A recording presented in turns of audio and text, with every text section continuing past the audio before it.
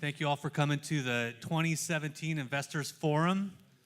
I was polling a little bit. There was someone that came all the way from Calabasas. Is there anyone further than that out there? Quite the hike from Calabasas, but thank you for coming. I want to start off to thank our sponsors, Marcus and Millichap, K Properties and Investments, IPX 1031 Exchange, and I also want to make a special thank you to Janine Hook from Tycor Title. Anyone that's got any pressing title issues, she's here somewhere. She's right there. Hardest working rep in the business. Thank you for coming. I'd like to introduce my team. Starting out with David O'Keefe. If you guys could just stand and wave. I know a lot of you guys were invited by some of the guys on our team, and I want to make sure that we can put a face to the name. Number 2, Shane Young. Wow, and he gets this applause. What happened to you, David?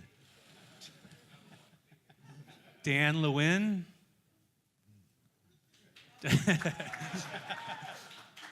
Jonathan Weir. Wow. Jack Jorgensen. Alex Colombo. Nico Rasmussen. And Troy Reese. And if you didn't figure it out, I'm Bogie. And I head the team. I've been with Marcus and Millichap for 15 years now. And sorry, I need to get my slides going.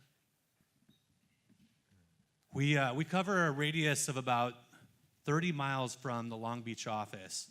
So basically we're covering North Orange County, the 710 corridor, the South Bay, up into the 605 corridor, South LA. We've got about 28,000 apartment buildings that we oversee, and we're deployed with these guys right here. A little bit of info on our this year so far. We've closed over 144 million. We've had 65 closed transactions, and over 75% of our transactions have been 1031 exchanges. And we've got over 3,000 properties of inventory in the Marcus & Millichap system right now.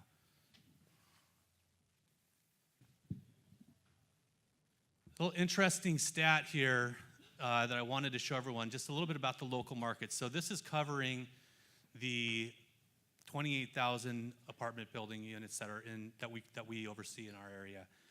And if you look at this stats, if you can see those dates in there, it goes all the way back to 1990. And if you take a look at that, the last clear velocity peak was in 2004, with a significant dip of between 2005 and 2009. So if you look at the different slides, the bottom one here is velocity, just meaning sales transactions, number of transactions. The top one to the left is price per unit, average cap rate on the far right, price per square foot on the bottom left, and gross rent multipliers on the far right. And so when we look at those, 2006 was the last peak on all 4 indicators: price per unit, price per foot, cap rate, and GRM. As you can see, the last cycle's highest prices were preceded 2 years by a peak in velocity. So what's kind of interesting when we look at this and we're seeing a peak velocity again as of last year, and if you look at the far right-hand corner where it says velocity, if we were to annualize today's sales, we're about 20% below last year's velocity. So we don't have the crystal ball. We're not really sure what it's going to mean. When we look back at this and think about when the market took a dip last time and velocity stopped pretty tremendously, a lot of that had to do with the financial markets. And in today's market, we're not having that issue, but we're still seeing the velocity drop a little bit. There's still plenty of capital out there, and lending rates are still fantastic, and there's a lot of lenders in the market right now. Looking at 2017 year to date, this is again looking at market transactions. As you can see, Long Beach heads that with over 200 transactions this year. The stadium area, which is an area that we call in our internal areas, and it's Inglewood, Gardena, Hawthorne. There was 165 transactions there. The slowest in terms of velocity was the San Pedro area, the port, with only 21 transactions. Looking at this from a price per unit basis, highest being the west side at $437,000 a unit, compared to South LA at $139,000 a unit. Looking at a price per foot, again, west side at $553 a foot on average, with the low end in South LA at $215 a foot. On a cap rate basis, we're looking at the west side at just barely over a 3 cap, compared to South LA at a 5.85 cap. Just to give you a little background on what's happening in the market and where cap rates and GRMs, price per units are kind of falling in line. It's kind of interesting to see the differences. So the purpose for tonight is for you guys to get a broad overview of the market, the national market, DSTs, triple nets, estate planning, and the 1031 exchanges. I'm going to have a brief intermission for about 15 minutes after we go through our speakers. And hang on, there's some things I got to make sure I get in here. There's going to be a raffle. Make sure that that you guys stay for the whole night so that we can raffle off. The number one raffle will be 2 tickets to an LA Kings game. We've got a one-night stay at the Hotel Maya, and then also a $150 gift card to the Sky Room. While the speakers are going over their topics, there's index cards on your table. If you guys can take your index cards, hold all your questions while they're speaking, and write your questions down on your card. We're going to collect them during the intermission, and when we collect those cards, if you can just do one question per card, we're going to go through them, sort them out, and try to ask those questions to the panel when we go through the panel discussion. We'll still have an opportunity to raise your hand and speak up, but if you want to put your questions down on paper so you don't forget, we'll collect them and make sure that we'll try to cover as many as we can. All right, so let's just kick this off with our first speaker, John Seabury. John is the first vice president and national director of Marcus Millichap's National Multi-Housing Group. He's based in the Midwest, working for the firm, working from the firm's Chicago and Indianapolis office. John's extensive background as a major multifamily specialist spans more than 20 years, 17 of which were with Marcus and Millichap as an agent. Most recently, John was the managing director for Holiday Fowler, where he brokered major multifamily properties throughout the Midwest. John's in-depth market knowledge and experience is a welcome addition to the panel. Please welcome John.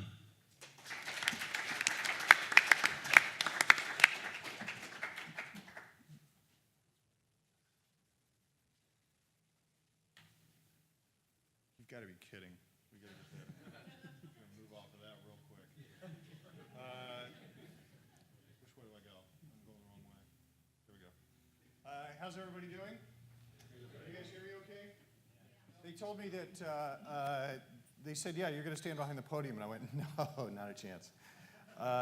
And they said, can you hold a mic? And I said, I can't wave my hands when I hold a mic. So as Bogie said, my name is John Seabury. I'm National Director of Multifamily for Marcus and Millichap, so I oversee the multifamily platform across the country. And a lot of that involves,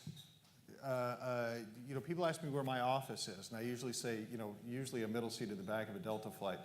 I spend, a lot of time crossing the country, and I spend a lot of time meeting with clients like yourselves and trying to understand what's happening at the ground level.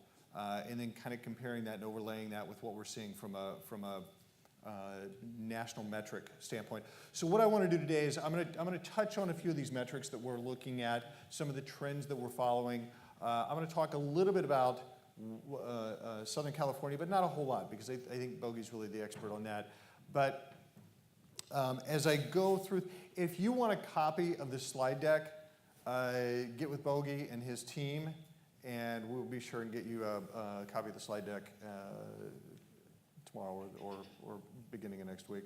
So as we start at a high level, I kind of want to give a little bit of an overview of kind of where we are in the economy from a high level perspective, and then drill down a little bit. So from a high level perspective, what we see here, do I need to get away from that? From a high level perspective, what we see is that the orange line is consumer confidence, and the bars are GDP. Consumer confidence is very interesting. As you can see, kind of a pretty steady rise. And it kept going up through 14 and 15, hit 16, and it kind of flatlined. And really kind of flatlined. I'm falling apart here. It's like I'm not even going to move now. I'm just going to stand right here. Is that, you know, we hit kind of 16, and really what happened is it just kind of stalled. We were in an election season, and that, I think that kind of kept everybody back on their heels a little bit. Once the election season is over, that consumer confidence, I am not moving, I'm telling you, I'm not doing anything.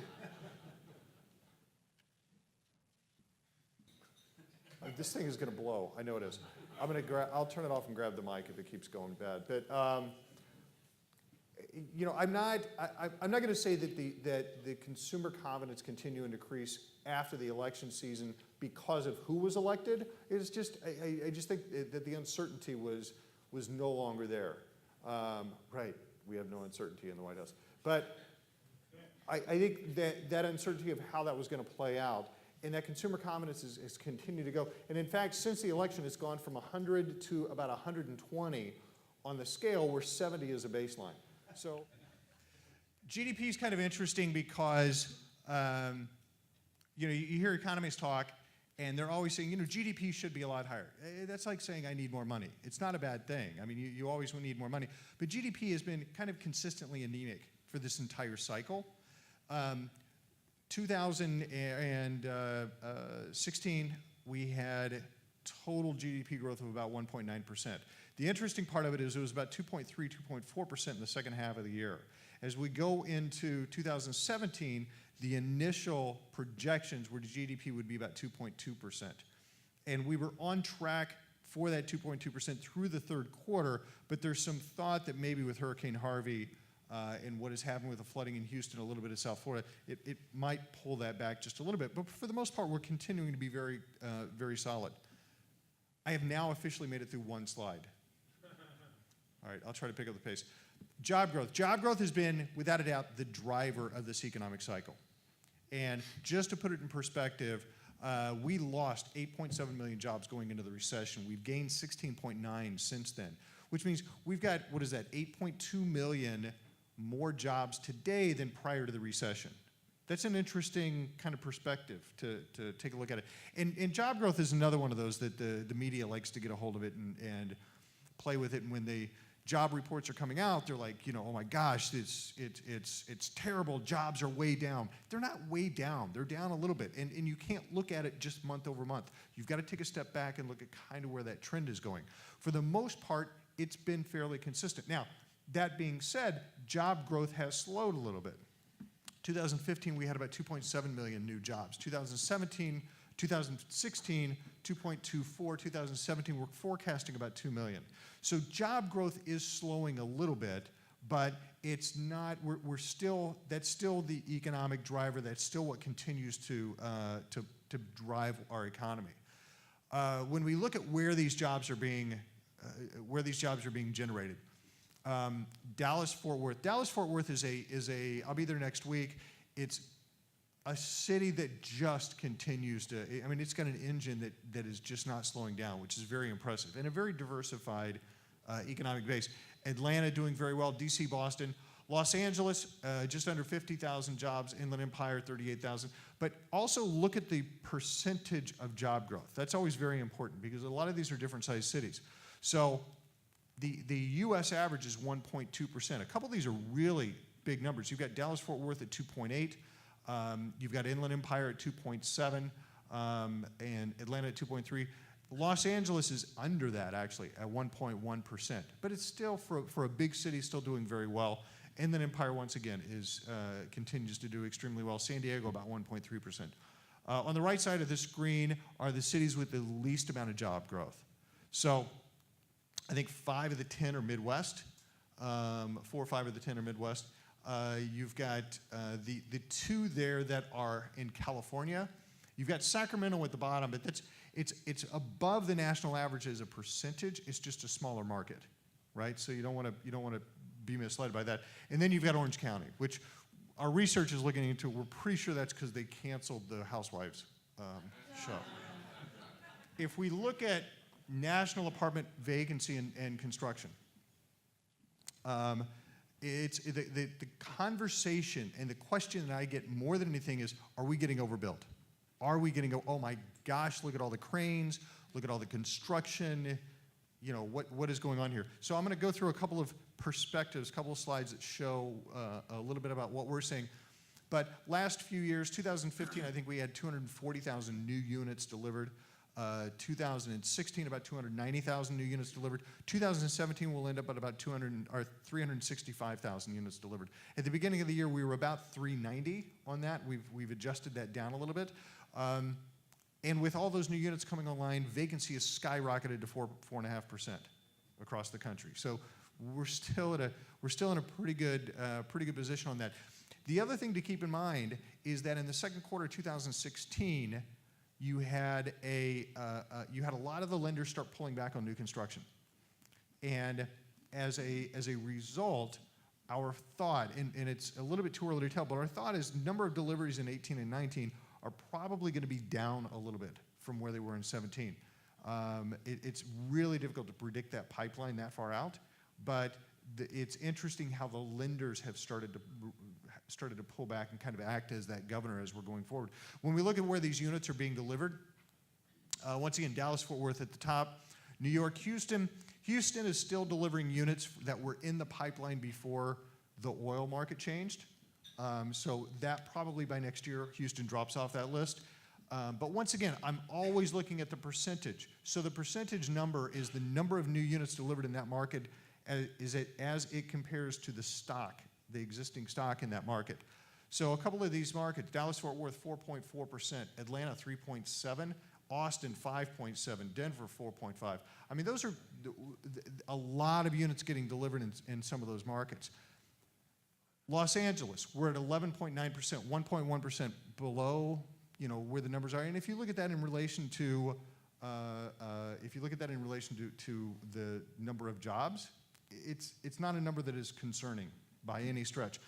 Inland Empire, on the right-hand side, are the cities with the least number of new jobs, or least number of new units being delivered. Inland Empire, 1,100 units. You guys remember how many new jobs were in Inland Empire from a couple slides ago?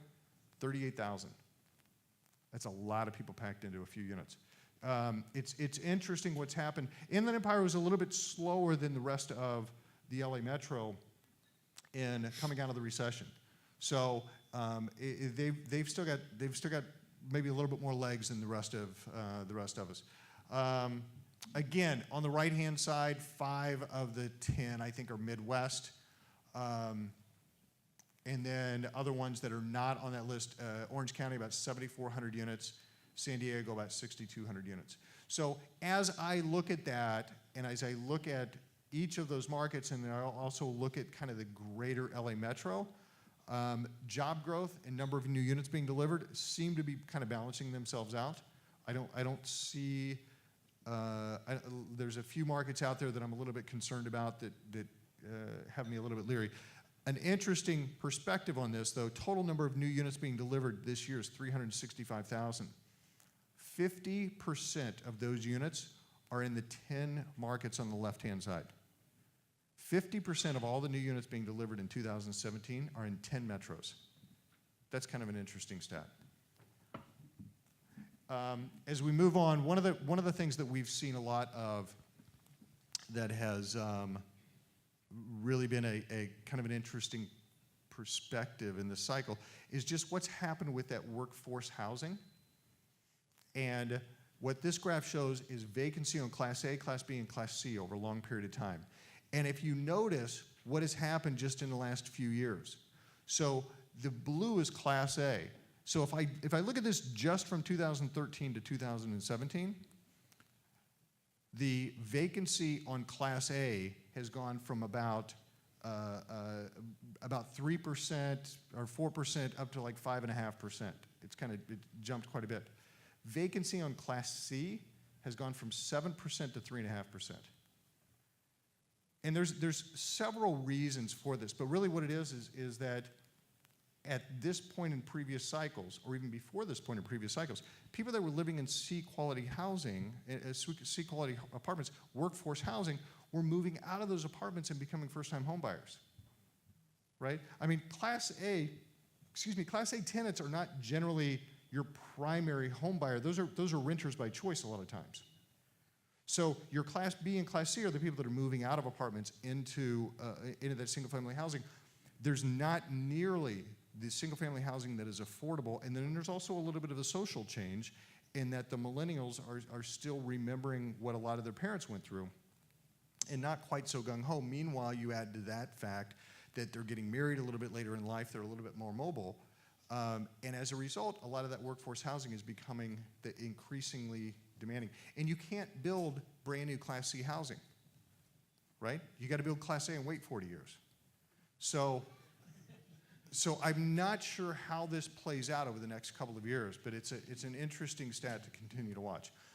So what this graph shows is total number of single-family units being delivered each year, total number of multifamily units being delivered each year, and then an overlay with household growth.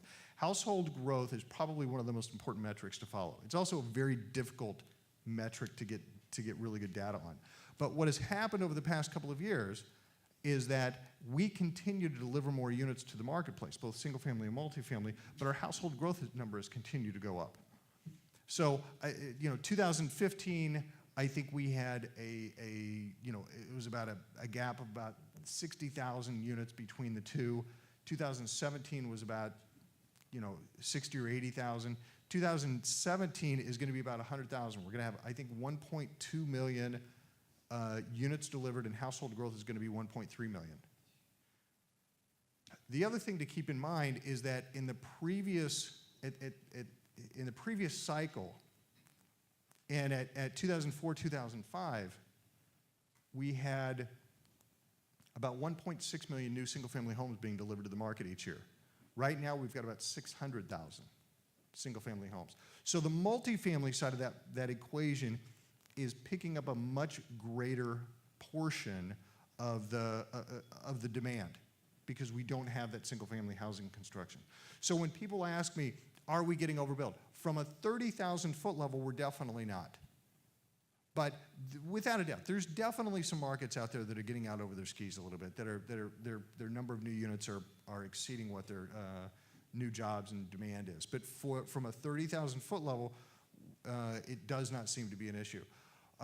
Bogie touched on this. This is a national perspective. He was talking a little bit more about what's happening in LA, but velocity has dropped a little bit. There's a couple of different ways to look at that. One of it is that velocity in 2016, it was the first year that we had a decrease in velocity since 2009, right? So it has been, we've had a pretty long run on that. And then in 2017, it's probably going to come down a little bit more. But nationally, from 2015 to 2017, it's only about a 5.5% drop. And that's kind of what we're predicting. And nationally, we're still going to be higher than we were in 2014. So velocity is slowing down. We don't know where it's going to go, continue to move forward. And Bogie touched on this as well, but the interesting part of it is, generally when velocity slows down, it's the result of diminished fundamentals of a property, of the equation, of the operations. And we're really kind of the opposite of that. Most of the operations of multifamily are doing very, very well right now, and as a result, people are kind of hanging on to those and not wanting to sell as much. And that's kind of an interesting dynamic that we're running into. And it's the other interesting part of it as I travel around and I'm talking to people is I'm always asking, so how much, when are you thinking about selling? Well, if I sense that the market might start to turn, then, I might take some chips off the table, right? So translate that. What's going to happen is that as soon as the market starts to really turn, everybody's going to put their properties on the market, right? And that's going to affect value a little bit more. I mean, it's how the cycle tends to work. So it's something to consider as things move forward. What ends up happening is as the cycle starts to level off, all the sellers come in and go, okay, pretend the trajectory just continues to go up and sell my property up here.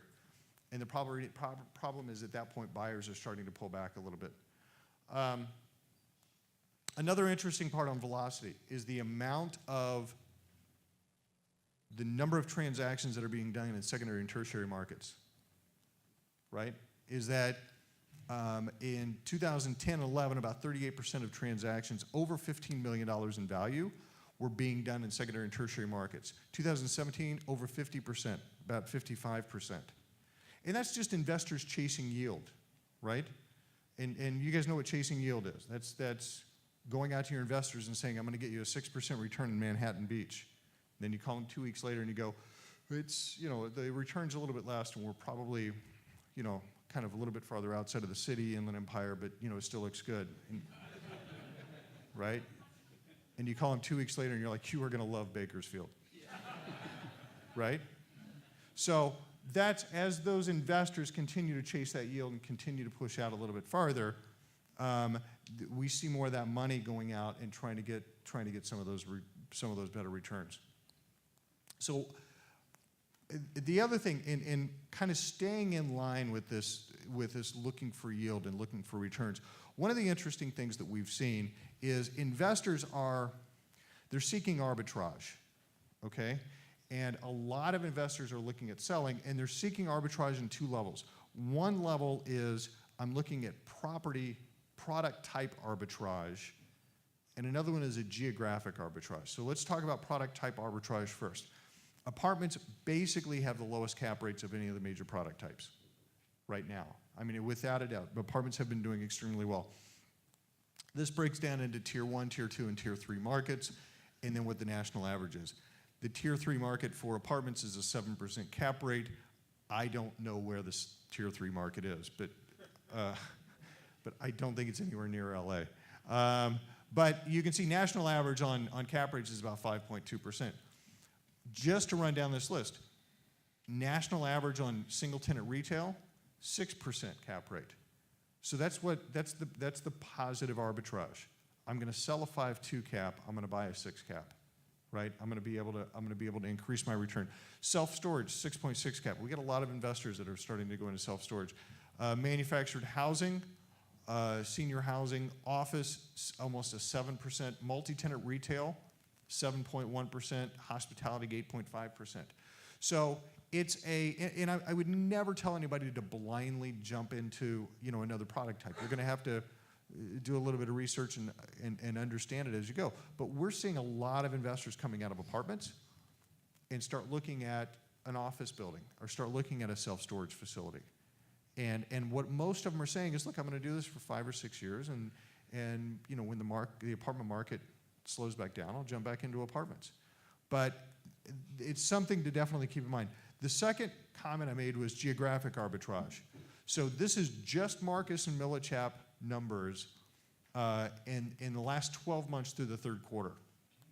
We had $6.8 billion in transactions that Marcus and Millichap brokered that involved money coming out of California and ending up in another state.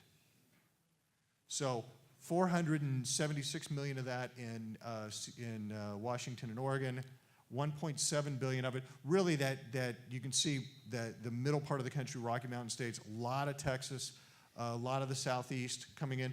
You don't have a whole lot coming out of California and going to New York because they're similar cap rates, right?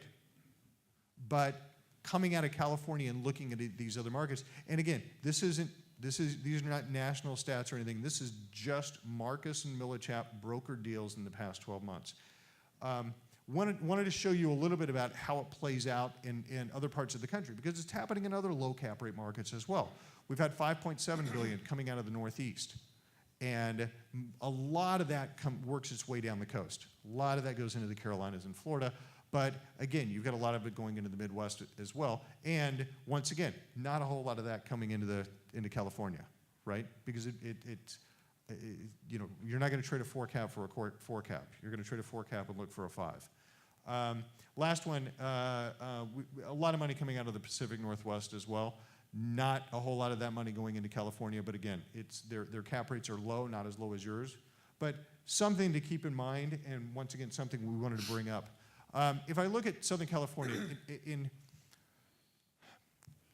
when I'm looking at markets, I'm always looking at, I'm trying to always look at the positive, but I'm always very conscious of, you know, are there any signs on the tea leaves here? So this isn't a rattle the cage, this is a, might want to kind of keep an eye on this and see how it plays out. So what this shows is the 20 to 34-year-old age cohort, which is crucial to multifamily, right?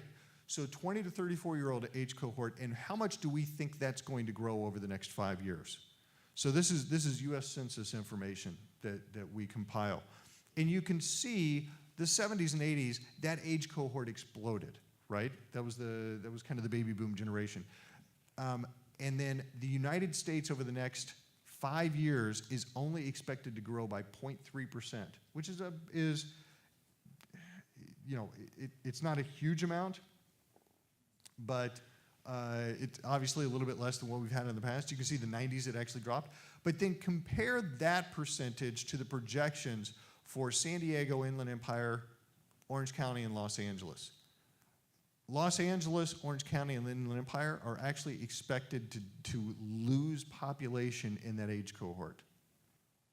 And there's a lot of things that go into it. A lot of it has to do with birth rates. A lot of it has to do with people that are already of that age in this area that are growing up. A lot of it has to do with where the new jobs are. San Diego is the only one that's positive, and it's at a 0.1% compared to the national average of 0.3. So I can't tell you exactly what that means for Southern California, but we were talking before I came up just about you know, cost of living out here is I live in the Midwest. It's less. But once you move out there, we give you a free snowblower. Don't worry, it all works out. But you know, so how much? At what point does that become a tipping point? And again, not saying that we're going in any one direction or not another, just something to kind of keep in mind. When I look at number of completions just in Southern California, it's been going up, but it's not bad. Once again, I'm not concerned in the short term about Southern California. I don't feel we're coming to a point of being overbuilt. Job growth continues to be very good. Economy is very diversified. Traffic stinks. But I think for the most part, I think the numbers are in line. Apartment pricing. I thought this was just kind of interesting. So this looks at the percentage increase from the previous peak to where we are today on a price on apartment pricing on a per unit basis. So in the U.S., the average is about 40% increase. And LA, I guess I was surprised by this because I thought it would be a little bit more. But LA is about 48%, Orange County 40%, 30% San Diego. Inland Empire is only 6%, but keep in mind what I said is Inland Empire was a little bit slower in the cycle than the others, and with the numbers that I'm seeing on job growth and numbers I'm seeing on new construction, I could see that jumping up quite a bit over the next couple of years. Last slide. One of the comments that I get a lot from people is, you know, cap rates are way too low. It doesn't make any sense, and there's no reason to you know, which I get that a lot. Is cap rates are way too low. None of this makes any sense. Really, are you looking to buy? Yeah, if you got a deal, right? Like nobody likes the numbers, but look, if you got a deal, I'm in, right? What this tracks is apartment cap rates nationally in the 10-year Treasury. And the only point to make on this is that if you look at the gap between the two, it's about a 280 basis point spread. It's still positive leverage. Now, your cap rates are a little bit lower than the national average, so that skews it a little bit. But from a national perspective, a 280 basis point spread is still positive leverage. And if you bake into that most people are very optimistic about the long-term fundamentals of multifamily and where we're going to be over the next 6 to 8 years. So people are looking at that and saying, yeah, I can go in and maybe I'm not going to get the huge rent growth that I had a few years ago, but I'm still going to get pretty decent rent growth and I'm still going to have pretty good fundamentals. So that concludes my overview, and I'm going to turn it back to Bogie. Thank you.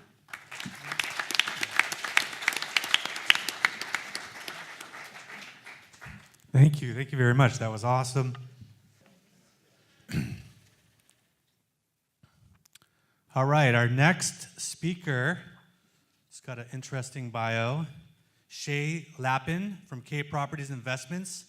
Shay was a top-ranked United States performer and represented the country in the 2012 Olympic Games on the U.S. men's national water polo team.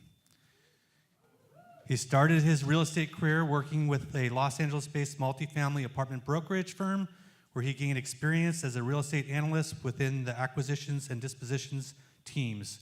Shay is now a senior vice president with K Properties Investments, with offices in LA, New York, and Washington, D.C. K Properties has participated in over $7 billion of DST real estate. Shay has extensive knowledge of the multifamily and commercial real estate, DSTs, TICs, fractional triple net properties, and we welcome him to the panel. Come on up.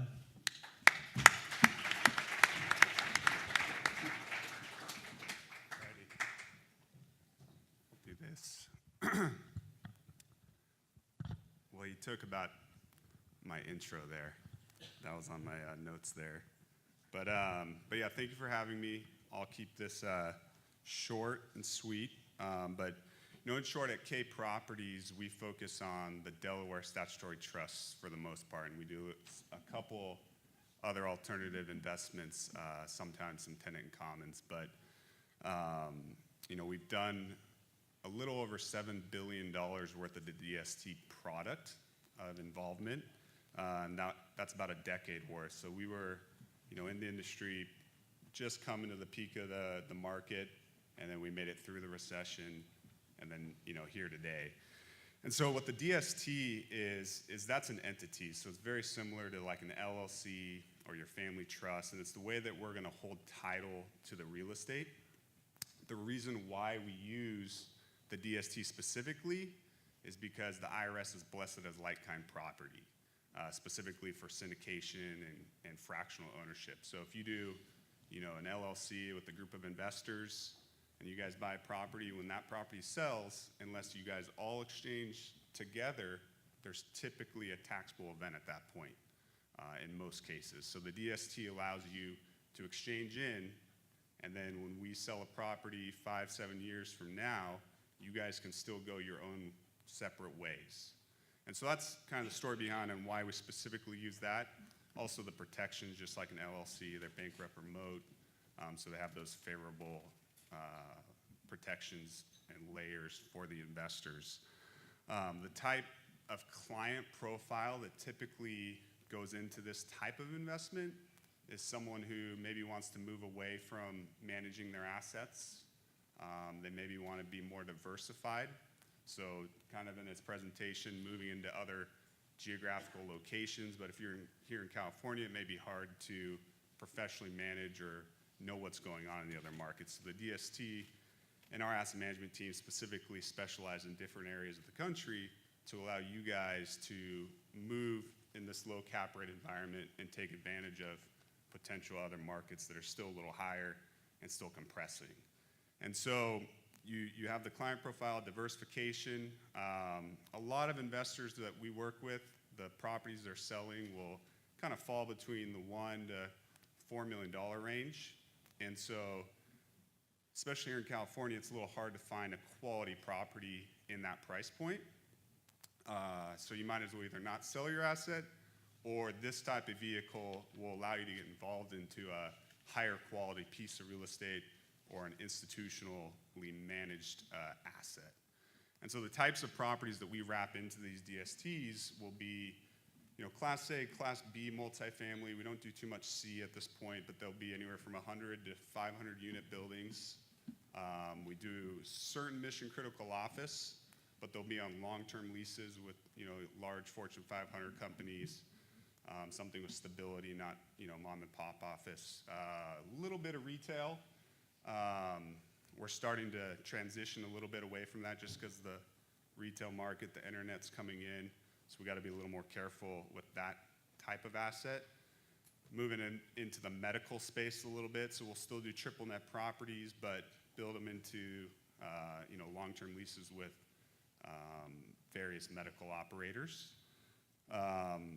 The other way that we work with investors, for the higher net worth people who could go do something on their own, is just providing a backup strategy for you guys or a cover for your exchange. So we actually are starting to partner with a lot of firms like Marcus Millichap, where you'll sell a building and you got that 45-day window, which can go very quick, and a lot of times you're not going to get through your due diligence period before you have to identify that property. So you can use us and our assets as a backup in case you find something weird in due diligence or the seller decides to default the contract, and the IRS doesn't care about that typically. So this strategy will help you have backup, and then secondly, to cover an exchange. So as you know, when you sell your building, you're going to have to buy equal or greater of what you sold for. So if you sell for $5 million, you got to go find that new asset at $5 million or more, which can make your target a little smaller or harder. So if you find a $4.5 million building, you can use the DSTs to cover that delta, and we can take as low as $100,000 to cover any delta for a client.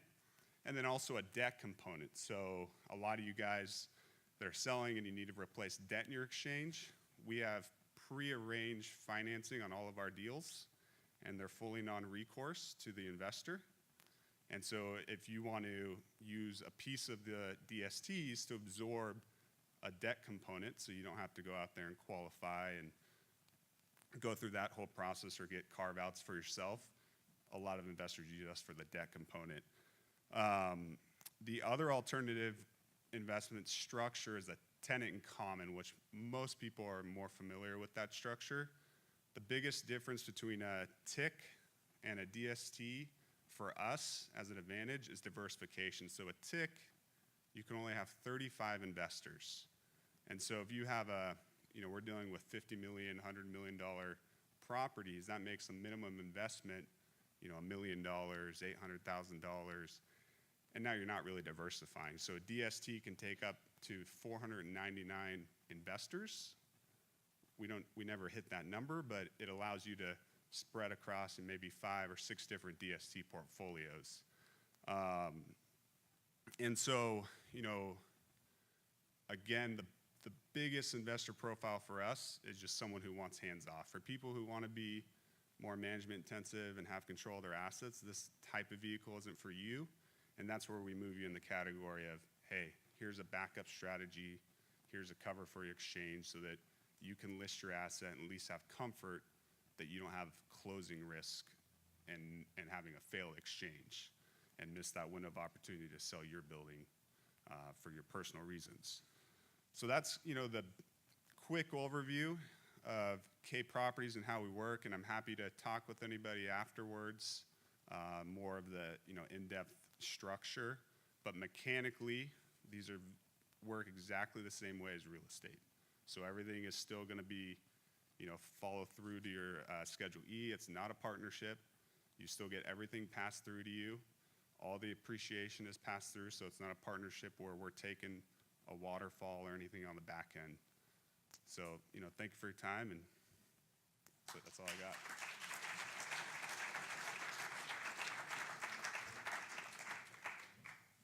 Thank you, Shay. I feel like we're going to have a lot of questions on those DSTs, so don't forget to write down in your cards. Our next speaker good friend of mine, Mike Matter. Michael's team focuses on advising owners of net lease properties locally and nationally with an emphasis on quick service and casual dining restaurants.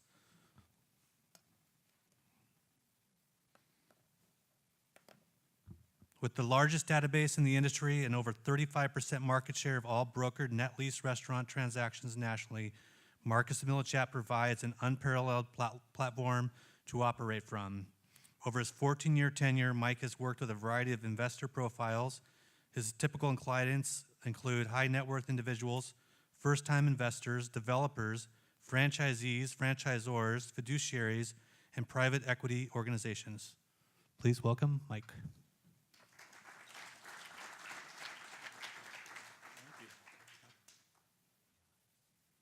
Hello, everybody.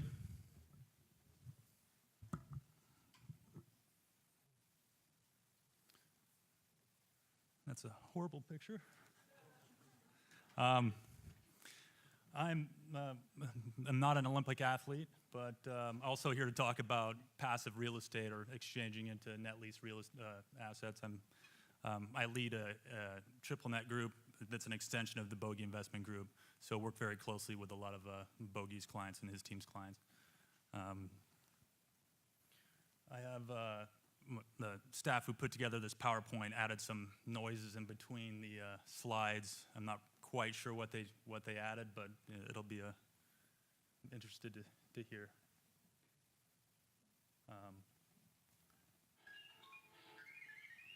There it is, R2D2. Just to keep you on your toes. Star Wars has literally nothing to do with triple net real estate. It's just to keep you awake.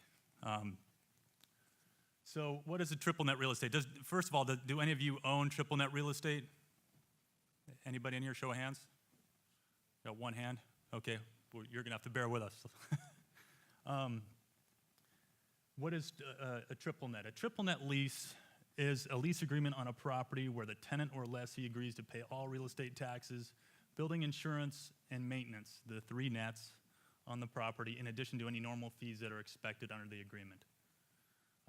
So typically, here you don't see any mention of the tenant being responsible for maintenance and repairs of a building or replacement of a roof or anything like that, but typically that's added into many of the triple net leases out there. But you have to be careful. There's a lot of terminology out there, modified triple net, double net, absolute triple net, a lot of different leases out there. But really, I used to own apartment buildings, recovering apartment addict, I guess. Now I only have a duplex, so I feel all of your pain as far as it relates to management and management companies. It's a nightmare. Triple net real estate, very, very easy type of real estate to own. Examples of triple net real estate. This is a Walgreens example. You own the land in the building and you lease to Walgreens. So similar to an apartment building, except instead of having 10, 20 tenants worth zero, having a zero income net worth or worth very little, you have one tenant that's worth billions of dollars. This Walgreens, 13 years of lease remaining. This one was in Chicago. This one sold. Just an example. So pharmacy properties, obviously Walgreens is a investment grade tenant. A little lightsaber there again. Advanced Auto Parts, also an investment grade tenant, largest auto part retailer. This one is a 15-year lease, land and building. You rent to Advanced Auto Parts. Now, there's some concern about this type of tenant being non-Amazon proof. Auto parts have been losing some store sales to Amazon.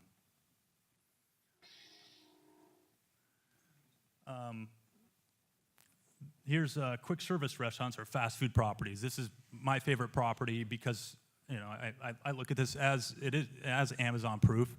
I don't think Amazon's going to break into the quick service restaurant space and start delivering fast food properties.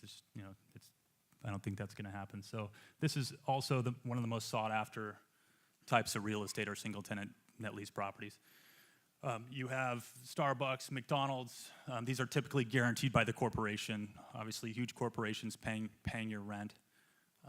Arby's and Burger King, they have corporate locations as well, but they're heavily franchised. So when you're buying fast food properties, they could be franchised or operated by the franchisee, and the franchisee is the one that guarantees the lease. So you know, a lot of people are like, I only want corporate, I only want franchisee, or I only want corporate locations, no franchisee. There's a lot of franchisees out there that are publicly traded. They're worth billions of dollars or hundreds of millions of dollars, and there's a lot of solid franchisee. And oftentimes, franchisees are more efficient operators than the corporation because they have to pay franchise fees. They have to find ways to be more efficient. So,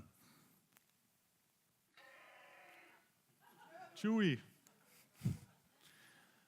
What are the benefits to owning triple net real estate? Well, it's easiest real estate to own. It's passive, secure income stream. You know, you maintain control of your equity. You can sell, refinance, exchange when you decide. You do not need to own in your backyard, as John Seabree, you looked at the slides, all that capital crossing the country. A lot of investors are selling apartments and buying triple net middle America. There is good real estate every market in the country.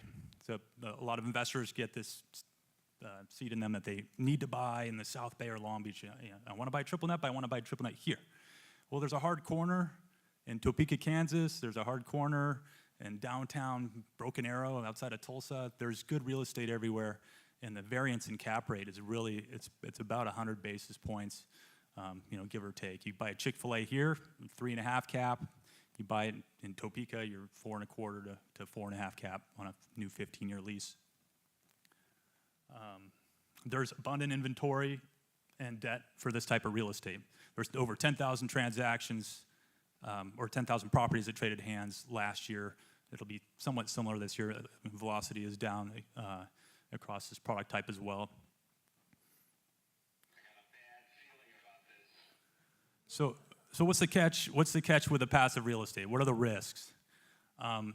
The risk is really cutting corners when you buy the property, not educating yourself, not working with a team that focuses on the real estate, on this type of real estate. Unfavorable lease terms and encroachment or environmental issue. If you obtain all third-party reports when you're doing your due diligence, and you work with the right team when buying, this really isn't a risk. It's more of just being lazy and not wanting to spend money on the front end. You will spend money when you buy this type of real estate to do it right. If you cut corners, you find out later that you've got unfavorable lease terms that affect your ability to finance, affect your ability to sell the real estate. If you have an encroachment or an easement, public utility or neighboring property that negatively impacts finance or selling the property, you get an ALTA survey on the front end, or one is provided to you by the seller because they had the work done previously. Not a risk anymore. Environmental issue, same thing. You get a phase 1 environmental report before you buy the property, or one is provided to you. The real risk is it's single tenant. You got one tenant. So, you know, the tenant leaves, tenant vacates. Again, it comes down to homework. It comes down to homework and having the right team in place. You want to have an attorney, and you want to have a broker that focuses, or brokerage team that focuses on the product type. Very important. I've seen a lot of poor due diligence that's done with this type of real estate, and you know, things do happen, negative consequences. When you look at the tenant, analyze the tenant's finances. Look at their financial statement. You want to know what metrics work across different types of products in the food sector. What's a you know, what's an asset to liabilities ratio that's comfortable on a balance sheet? What, you know, you also want to look at store financials, even more important than maybe the company, the individual store financials. Is the store performing? Is it performing to standards? Looking at the metrics of, looking at the earnings before interest, taxes, deductions, amortization, looking at rent to sales ratio, looking at rent to earnings coverage ratios, knowing the metrics and what makes sense in that particular category. You know, of course, in any real estate, location still matters. It does matter where your real estate's located. So it's something you want to look at market rate or market rents. You want to look, is your rent at, above, or below market? And if people just leave state or get out of apartments and they just chase yield, I want a 7 cap. You get a 7 cap, there's going to be something wrong there. We're not seeing a lot of 7 cap deals out there. You saw the cap rate variance between apartments and triple nets. It's really, for lower risk real estate in the triple net world, it's sub 6 cap. But you are ceasing being a business operator as an apartment manager. I don't care if you're managing your apartment building or you have a management managing your apartment building. You're a business operator. You're not. This is true retirement. You're retiring from the apartment business. You have passive income. They call it the check of the month club. You might have heard that one before, but it's a much more easier real estate to own.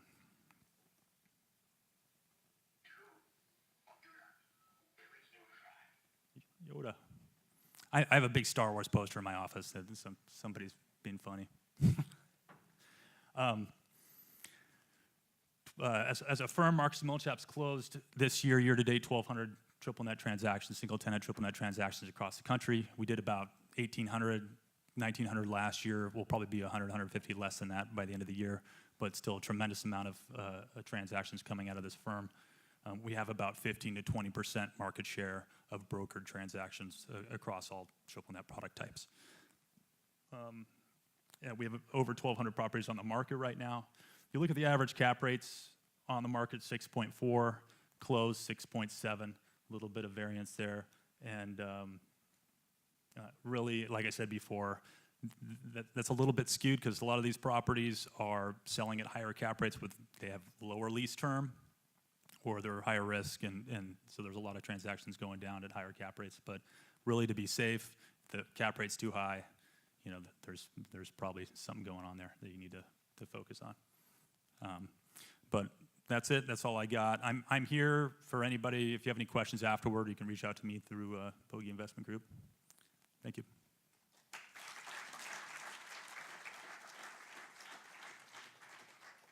There you go. May the force be with you. All right, our next speaker, Greg Burns. Greg is a Senior Vice President of IPX 1031, a Fidelity National Financial Company.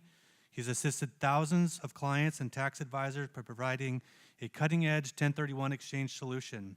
With over 18 years of experience, Greg is an expert in delayed, simultaneous, reverse, improvement, personal property, and multi-asset exchanges, and provides national services to his clients through the National IPX 1031 network. Greg is a true professional with a wealth of 1031 knowledge, and we're honored to have him here tonight. Come on up.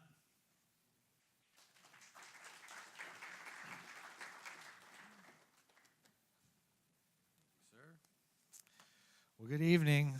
I don't have any slides to click, so I can just kind of carry this around like a comedian. The net lease market is really interesting.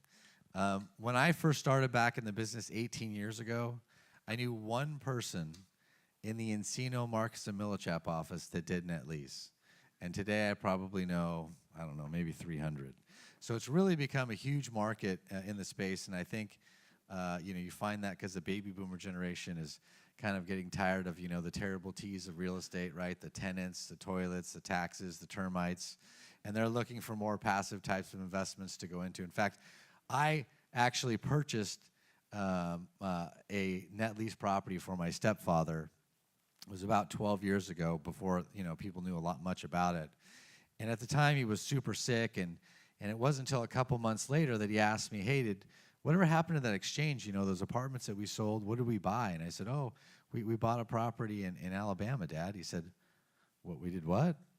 I said, "Yeah, we bought a Home Depot." He said, "Wait, what? So am I going to have to move to Alabama and wear an orange apron and work at this Home Depot?" I said, No, you own the land and the building. It's the leases in place. And it's really been a great product, a great property for him over the years.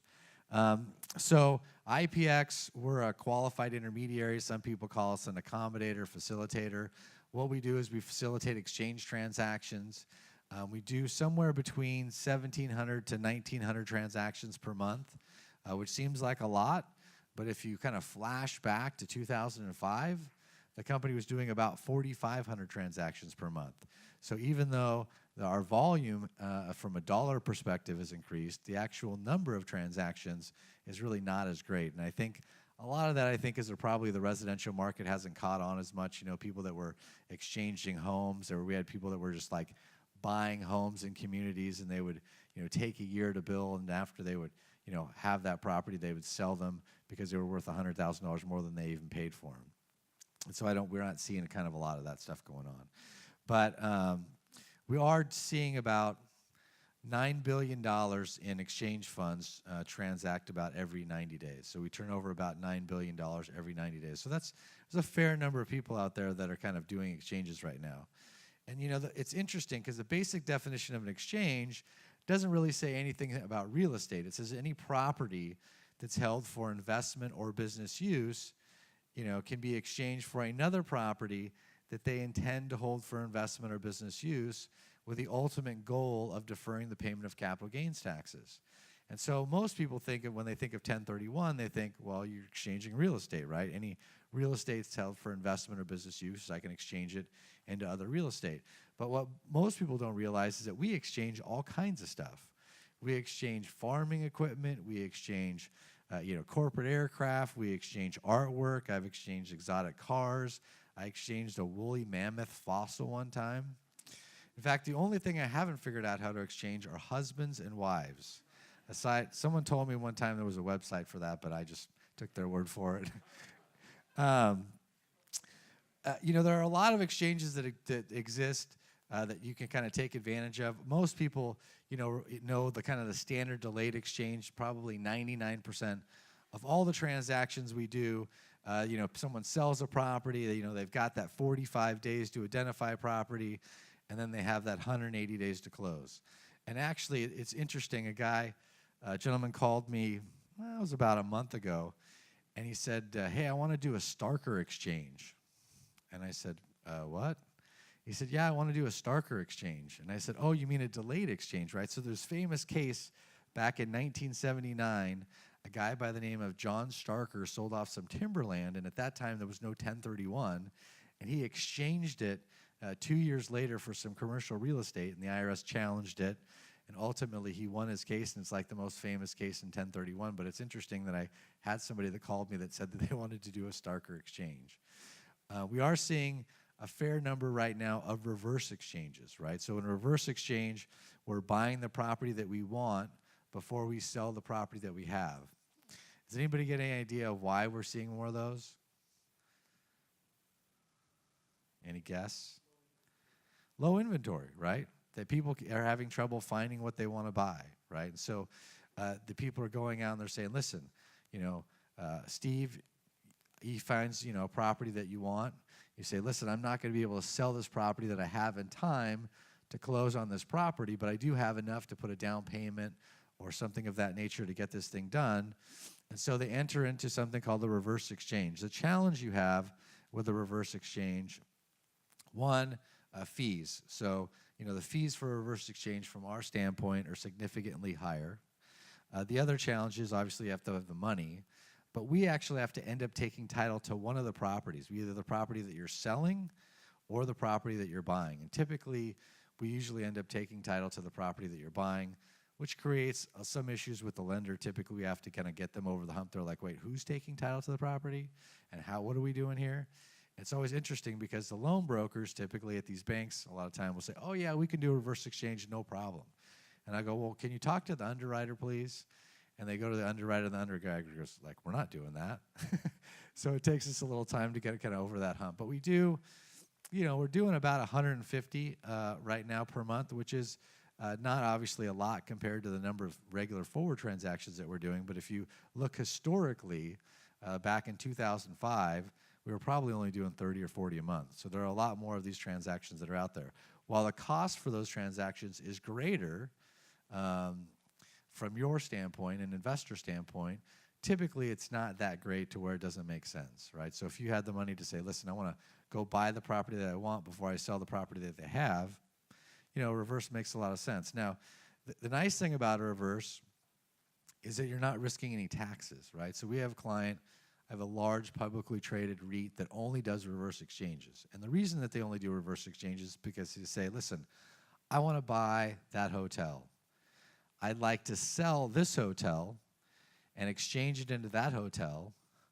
But even if I can't sell this hotel that I currently own, I still want that hotel. And so, it's basically a flip-flop of a regular exchange. They've got, 45 days to identify the property that they want to sell, which is typically pretty easy, right? You know what you want to sell. And then they have a total of 180 days to get the property sold. Well, if they get to the end of the 180 days and they don't sell their property, what are they owing taxes? Nothing, right? They haven't sold anything. They just now own both properties. And so you have clients that, take the position of, you know what, I don't want to take the risk of basically, selling my property and, potentially paying the taxes.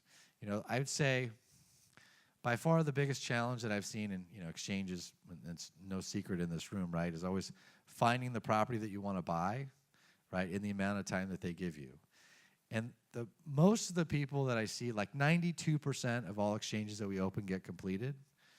And the people that I see that get into trouble typically go into it with really no plan, right? They go, hey, Greg, I'm really having trouble finding the property that I want to buy. And I say, well, okay, well, what's going on? Well, everything's just so expensive. And I'm like, well, did you get a lot of money for the property that you sold? Well, yeah, that's why I sold it. Well, do you think everybody else is giving away their properties? Probably not. So what I always remind people is that go into it with a plan, right? So go into it with a plan. Steve's been great with his customers. I don't know if we've ever had a failed exchange. I think 48 exchanges, we've completed all of them.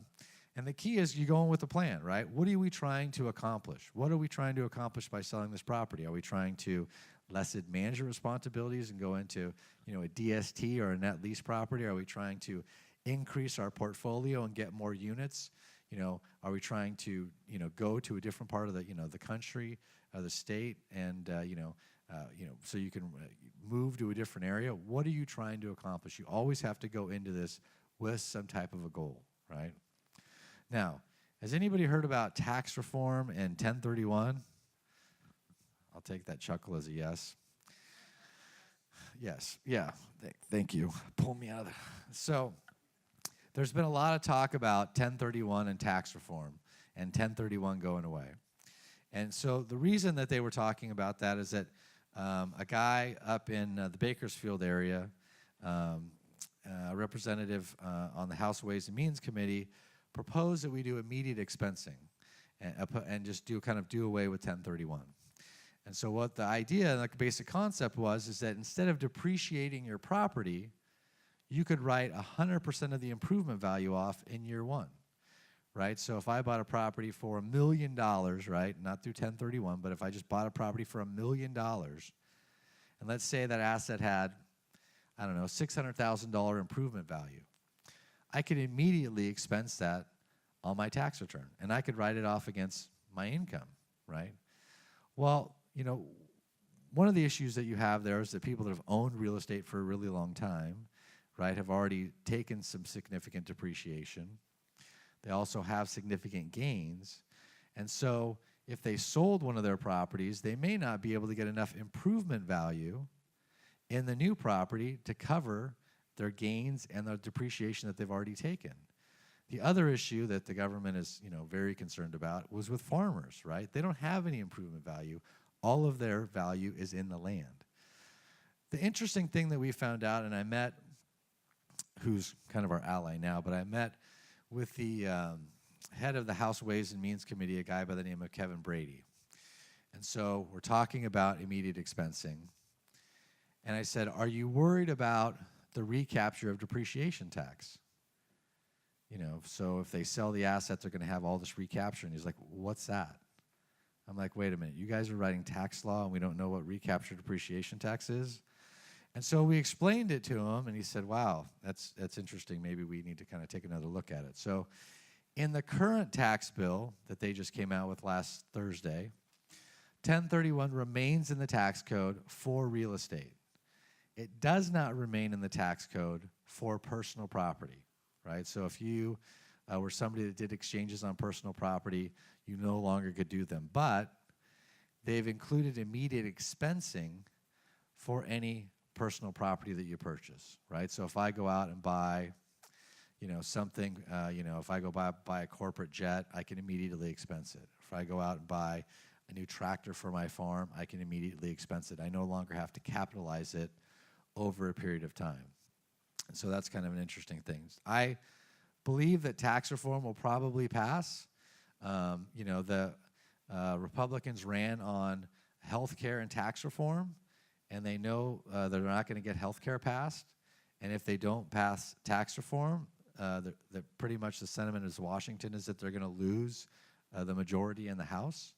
And so they're very committed to kind of getting this passed. So I think what you're seeing right now in the tax reform bill will probably be, pretty close to what you see passing, when they finally pass this bill through the Congress and the Senate.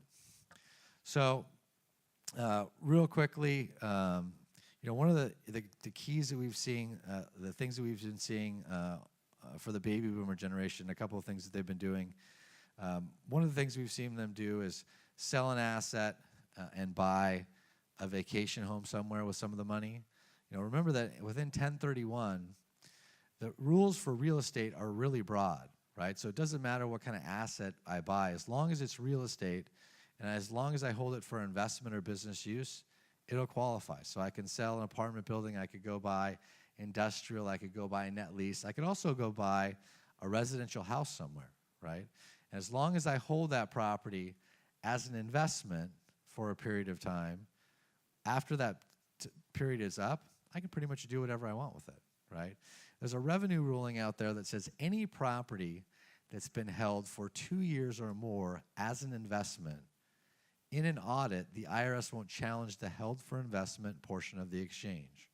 So if I go buy a vacation home in Hawaii, right, and I follow the vacation home rules on showing it as an investment, once I've owned it for 2 years, I can just use it, retire there, and live my days out in Hawaii, right? So it's one of the things that kind of we're seeing those retirees do. They're exchanging for homes that they ultimately may want to retire in, maybe in Florida or Phoenix, or we're seeing a lot of people buy property in Hawaii. And so it's one of the kind of the many things that you can do with inside 1031. You can also combine tax code, Section 121 and Section 1031 with your principal residence. We have some people that are, I had this interesting story of this lady, and I have to go through it real quick or Bogey's going to come up here and get me in a headlock. About 7 years ago, I did this seminar in Redondo Beach, and this lady came up to me after the seminar, and she said, "I've got a really big problem." And I said, "Well, what is it?" And she said, "A long time ago, I purchased a home on the beach in Manhattan Beach for $60,000. I said, "That really doesn't sound like a problem, right?" She said, "Well, it's 99% of my net worth, and I don't want to pay taxes. And so is there anything that I can do through Section 1031? And I said, "Well, it's your primary residence." I said, "Well, what do you think it's worth? I mean, you get a $250,000 exemption." She said, "Well, it's probably worth about $6 or $6.5 million." I said, "Well, I still don't really see the problem here, but let's just go down the road." So I said, "Well, what do you want to do?" She said, "I want to move to Phoenix and be closer to my daughter and my grandkids." I said, "Okay, well, how much money are you going to need to buy this house in Phoenix?" And she said, "Well, I'm going to need about $475,000. I said, "Okay, how much debt do you have on the property?" "I don't have any debt." "Okay." So we refinanced the property, took out $475,000, and she moved to Mesa, Arizona, which is kind of by Phoenix, and lives in Mesa, Arizona. She then rented that property out, and about a year and a half into renting it, she got an unsolicited offer from an agent for $6.5 million. She sold that property, took $250,000 because it was her primary residence, right, in cash, and then the balance of it did a 1031 exchange into an apartment building in Glendale, Arizona, which is also by Phoenix, that her daughter now manages. So now she has a house, $250,000 in the bank, and this apartment building that her daughter now manages. So there are ways you can combine tax codes to, gain advantage over, people that have lived in their houses for a really long time, you can use 1031 to utilize that as well. So with that, I'm going to turn it. Where did he go? Oh, there he is right there. I thought he was going to sneak up behind me. Well, thank you guys for your time. I really appreciate it. We'll turn it back over to Steve. Thank you, Greg. My wife wants to know when we're getting the vacation home now in Hawaii, so thank you. Our last speaker, and then we'll go for a break. Our next speaker is Paul Velasco. Paul is a principal at Velasco Law Group, APC, in Long Beach, California. Paul has been practicing for more than 18 years and focuses his practice exclusively on estate planning, probate and trust administration, as well as probate and trust litigation. He is certified by the State Bar of California, Board of Legal Specialization as a certified specialist in estate planning, trust, and probate law, a distinction held by less than 1% of all attorneys in California. He has lectured extensively for wealth management advisors, corporate trustees, and other professionals on trust and estate planning matters. Paul and his firm have represented Farmers and Merchants Trust Company of Long Beach, Wells Fargo Bank, Union Bank, and other professional trustees as legal counsel on various trust, probate, and litigation matters. Paul is fluent in Spanish, one of a few bilingual estate planning attorneys in the state of California. Please welcome Paul. Thank you, Bogie. Well, we obviously have some very smart gentlemen who are clearly experts in their field. And you might wonder, as I did, really at the time that I was invited to be here tonight, what an estate planning attorney is doing here in a discussion about 1031 exchanges and Delaware statutory trusts and triple net leases. Because I asked myself the same question. I didn't really feel qualified to be among my fellow panelists. But I think what it comes down to is this, is that we spend most of our lives engaged in life, raising our families, working hard in our businesses, accumulating and managing our wealth. And most of us think very little about what comes next. And the reality is that all of us one day are going to realize that at some point, we're going to reach a point in our lives when we may not be able to manage our own assets anymore, our own property, or engage our own financial affairs. And at some point, we're all going to reach that point of mortality, and we're not going to be here anymore. The reality is most of us don't plan. The majority of Americans don't have an estate plan in place. And so even though I am an estate planning attorney, and this is my specialty, my job is really to help my clients stay out of the courts and their families so that they don't have to go through probate, deal with conservatorships and other court matters. But the reality is that most of my time, and I have 10 attorneys in my firm, a total of about 25 staff, dedicated exclusively to trust and estates work, and about 70% of our time is spent in court. So if I'm an estate planning attorney dedicated to keeping my clients and their families out of court, why is it that I spend so much time there? Well, because most people fail to plan.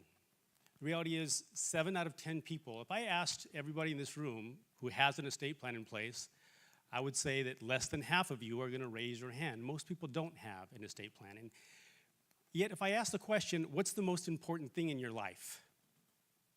The answer is always is family. But estate planning answers the question, what would happen to your family if something happens to you? If family is the most important thing, then why is it that most people don't do estate planning? Why don't people engage in that? It's the most important thing that you can do for your family. Now, I give presentations like this all the time.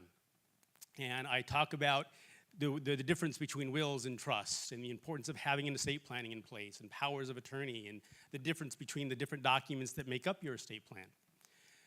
Typically, I spend 45 minutes to an hour going through that lecture, and I only have about 10 or 15 minutes to do that tonight, so I don't want to bore you with all the details about that. Instead, I'd like to talk to you for a few minutes about some of the things that I deal with on a daily basis. What are some of the most common mistakes, estate planning mistakes that people make? Most of you probably have heard of wills and trusts and powers of attorney and probably are sophisticated enough to know what those documents are and what they're for and what they do. But let me talk to you about some of the problems that I deal with on a daily basis, right? And since we're here talking about real estate tonight, I'm going to talk about one of the worst ways that you can hold title to real estate. Right? Having a living trust, of course, is very important. If you have assets, if you pass away, and you haven't done an estate plan that includes a living trust, your family at some point is going to go through the courts. It's either going to be probate court when you pass away, or it's going to be a conservatorship if you reach a point where you are no longer capable of managing your own financial affairs, and somebody has to be appointed to take care of those things for you. So our job is to help keep you out of court, yet most people end up there for the reasons that I discussed earlier. So one of the things that people do to avoid those types of things is hold title to their property as joint tenants. So not just real estate, obviously it's a very popular way to do things. In fact, if you're married and have property, and if you don't have a trust, I'd wager to say that you probably hold your assets, your residence, your commercial properties, your investment properties, probably bank accounts and investments as joint tenants. And I will tell you, it's the worst way to hold title to anything, the worst way. And I'm not going to explain to you why. I'm going to show you in the context of cases that I deal with or that I dealt with on a daily basis the reasons why. So here's the first one. First of all, joint tenancy is simply a matter of holding the title to something. What's the most important feature of a joint tenancy? The right of survivorship, right?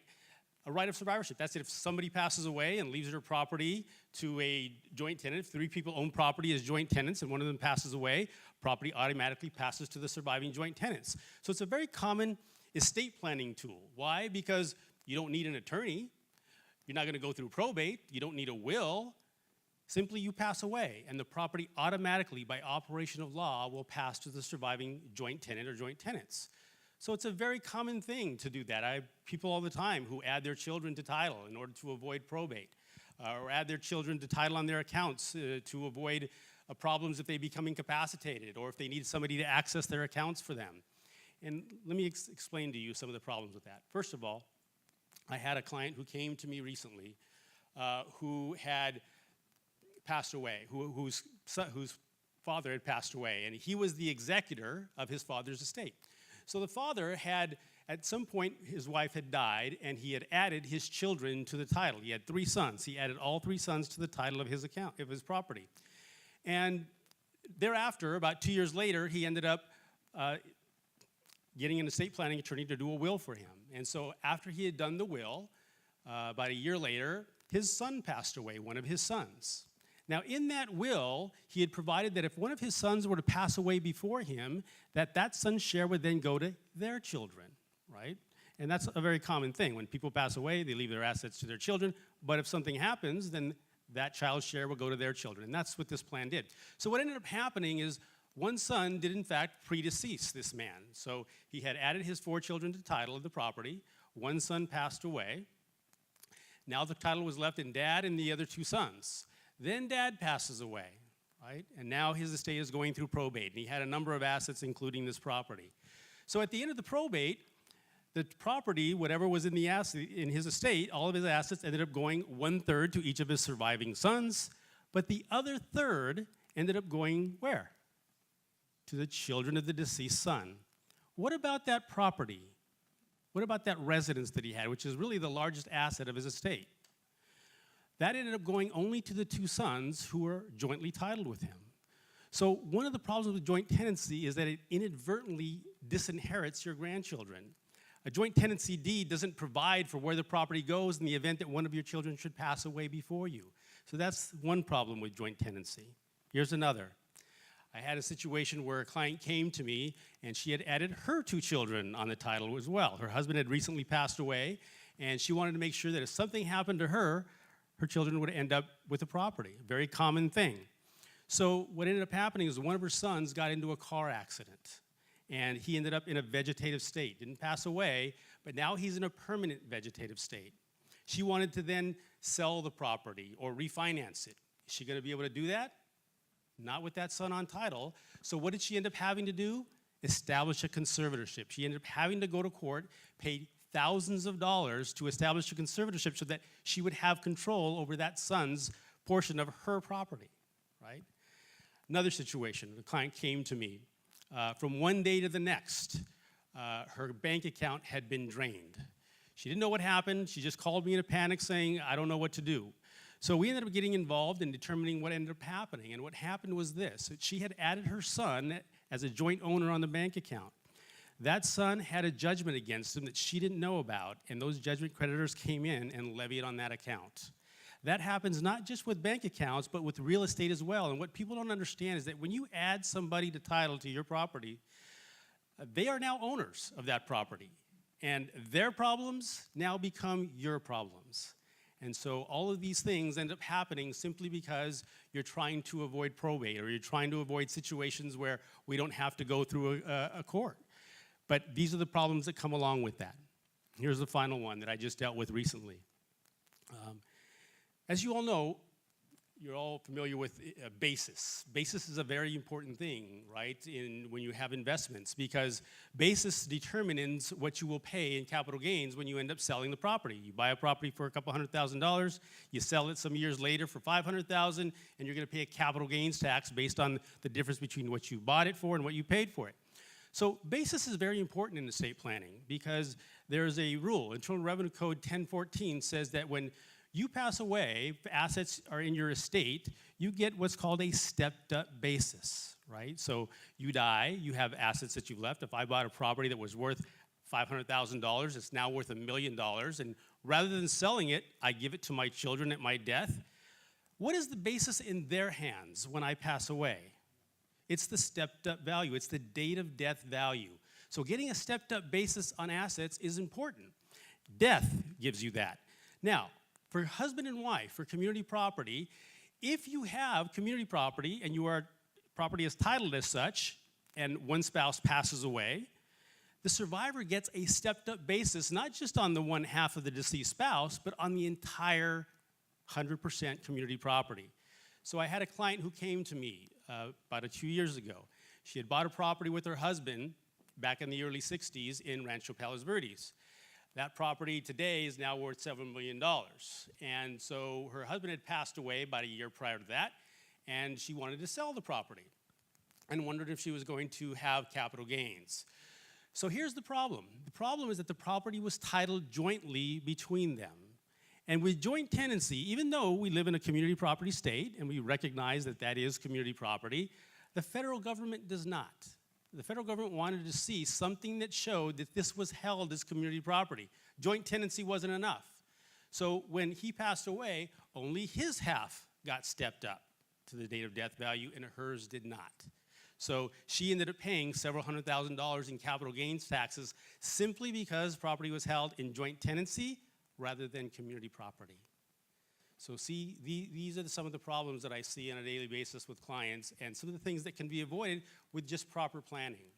So it's very, very important that you meet with an attorney, that you sit down, that you discuss your family situation, your family situation, your wealth, how you want to pass things on to your children.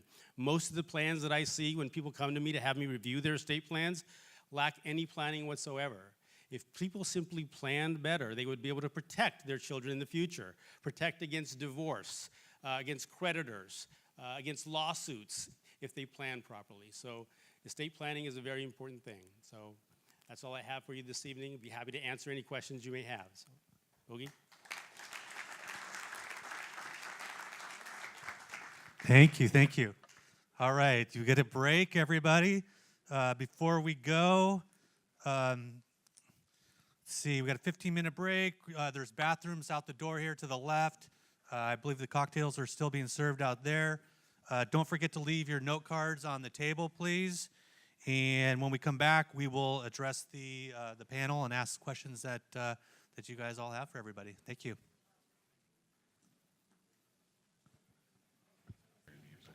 All right, let's get started. So we're going to go through some of the questions that you guys all prepared in the cards, but there's also an opportunity if you think of something while you're talking up there or answering the questions, feel free to raise your hand and we'll get a microphone over to you and we'll extend the conversation. First question I want to go to is to Shay. And the question is, what kind of return can I expect from a DST? I would, yep, that works. The typical returns will be between 5 to 7% is typically, and more likely around 6%. When we're hitting numbers around 7, it's usually because it was a good purchase. Maybe we bought it out of foreclosure or a receivership situation. So I would expect over a portfolio that we do for most people to get an average cash flow around 6% after management fees and things along those lines.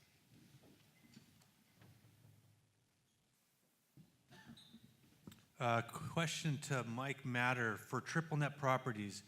If your tenant decides to move out, how can you fight the large corporate tenant in an out-of-state location?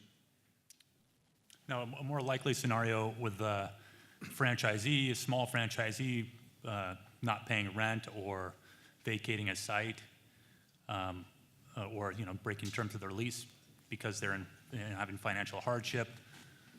They could file bankruptcy. And I've got a Dairy Queen right now in New Mexico that's subject to this 75-store franchisee filing for bankruptcy and closing 25 stores.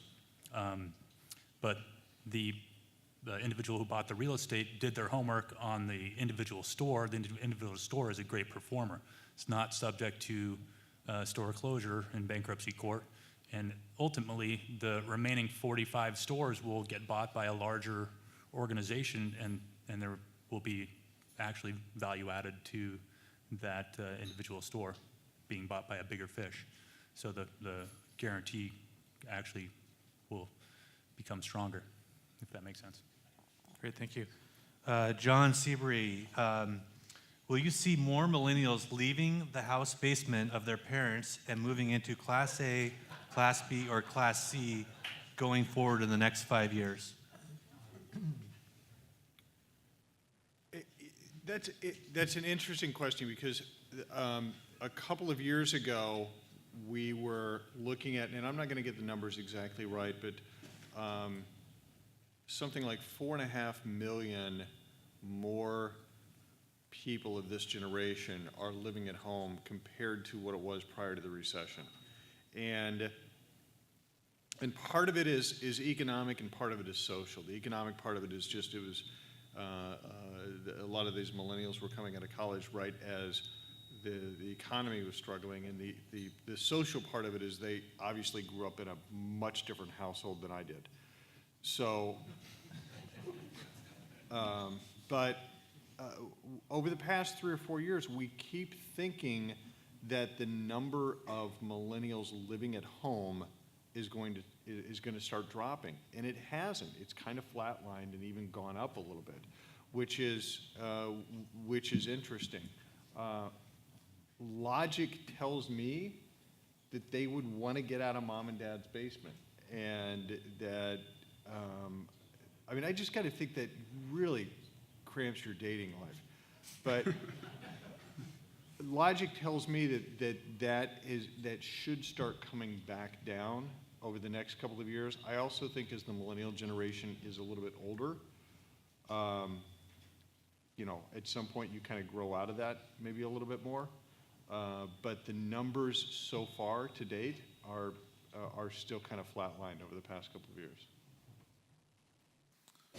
All right, this is to Paul on how do you go about selling a property that is in a trust? Well, it's no different than selling it if it was in your individual name. So it depends, of course, if it's a revocable or irrevocable trust, but most trusts are revocable. So most family trusts, living trust, family trust, revocable trust, they all mean the same thing. So when you place your property into a trust, which, by the way, is one of the most common mistakes that people make when they create a trust, is their failure to fund it. So often when clients come to me to have me review their estate plan, they have a trust and they've signed all the documents look great, but there's nothing in it. And when people pass away, if the purpose of that trust is to avoid probate, they're not going to accomplish that purpose because it will go through probate if it's not in the trust. So having your assets in a trust is important for that purpose, but you will not notice a difference. When you create a trust and you put your assets into the name of the trust, you won't notice a difference the way you pay your bills, the way you pay your taxes, the way you sell property or buy property. It's just taking it in a different title. So it's no different. Thank you. To Greg, do you think that Costa-Hawkins will be repealed anytime soon? If so, what do you think would be the impact on apartment house values? What?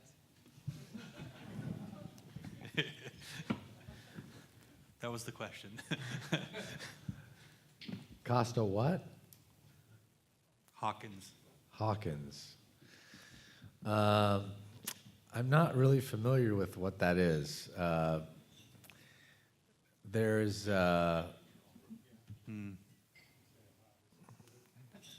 It was considering rent control. Don't know why that one went prevents to you rent directly, control? but yeah, I think that's a Bogie question. that's a me question. I'll answer that. First of all, I don't believe that we're going to see that happen across the state of California. I mean, obviously we have rent control in the city of LA right now, and if you look at some of the stats that I put up earlier, when you compare some of the price per units and price per foots from one city to the next, it's very apparent on the values and how they're so different. In Long Beach, for example, people are buying based on the future performance of the apartment buildings. And in the city of LA, it's hard to do that because you can't just go in and raise the rents. So they're being based on the current actual income of the properties. So I don't know if we're going to see a statewide rent control, but I definitely believe it would have an impact on value, and it's apparent in the history of the city of LA compared to non-rent control areas. There is if I could interrupt, there is a movement in the Bay Area. So one of the problems with the rent control is that every municipality is enforcing it to their own standards and creating their own guidelines. And keep in mind that a municipality's motivation is to do two things. Number one, it's to generate tax revenue, and it's to get elected officials reelected, right? And none of that necessarily bodes well for an apartment owner, right? Because everybody who owns a 6-unit property obviously has a yacht and a jet, and right? So that's what they think. There is a movement in the Bay Area with a lot of the larger owners to fight this at a state level because it's impossible to think you're going to go through the state of California and be able to battle every single municipality. So it's kind of in the early stages of it. But I was with Michael Shaw, who's the CEO of Essex Property Trust, last week, and he and I were having that conversation, and he's very much involved in that. And I say that to this group because if you own apartments, it's something to consider getting involved in. I was afraid somebody would ask me a really tough question like that, and he asked what the name of the group was, and I don't remember. But it's if in order to battle this, many people own property in a small municipality, and they're thinking they're just fighting that municipality, and they're only fighting one tentacle of a larger octopus. And the better approach, in my opinion, is going to be a collaborative effort to fight it at a state level. All right. Greg, the next one is about Sadie Hawkins. Do you know what that one is? Oh, yeah. Yeah, that dance, yeah, I got that. All right, let's see if we can get one for Greg. Can you please review the single-family residence rental to 1031 exchange combination exclusion rules? Yeah, so the basic concept is you have two tax codes, right? So you got 1031 that says it can, sell a property that I've held for investment or business use and exchange it for another property that I intend to hold for investment or business use. And then you have section 121, which is your primary residence code, which says if I live in a property for 2 out of the last 5 years, I can exclude up to $500,000 of gain if I'm single, and up to $500,000 of gain if I'm married, and up to $250,000 of gain if I'm single. So basically what you're doing is you're combining the two. By her moving out of the property, she then converted it into an investment property. And so when she sold it, in her case, it was about 1.5 years in, she still qualified for her principal residence exclusion because she lived there for 2 out of the last 5 years.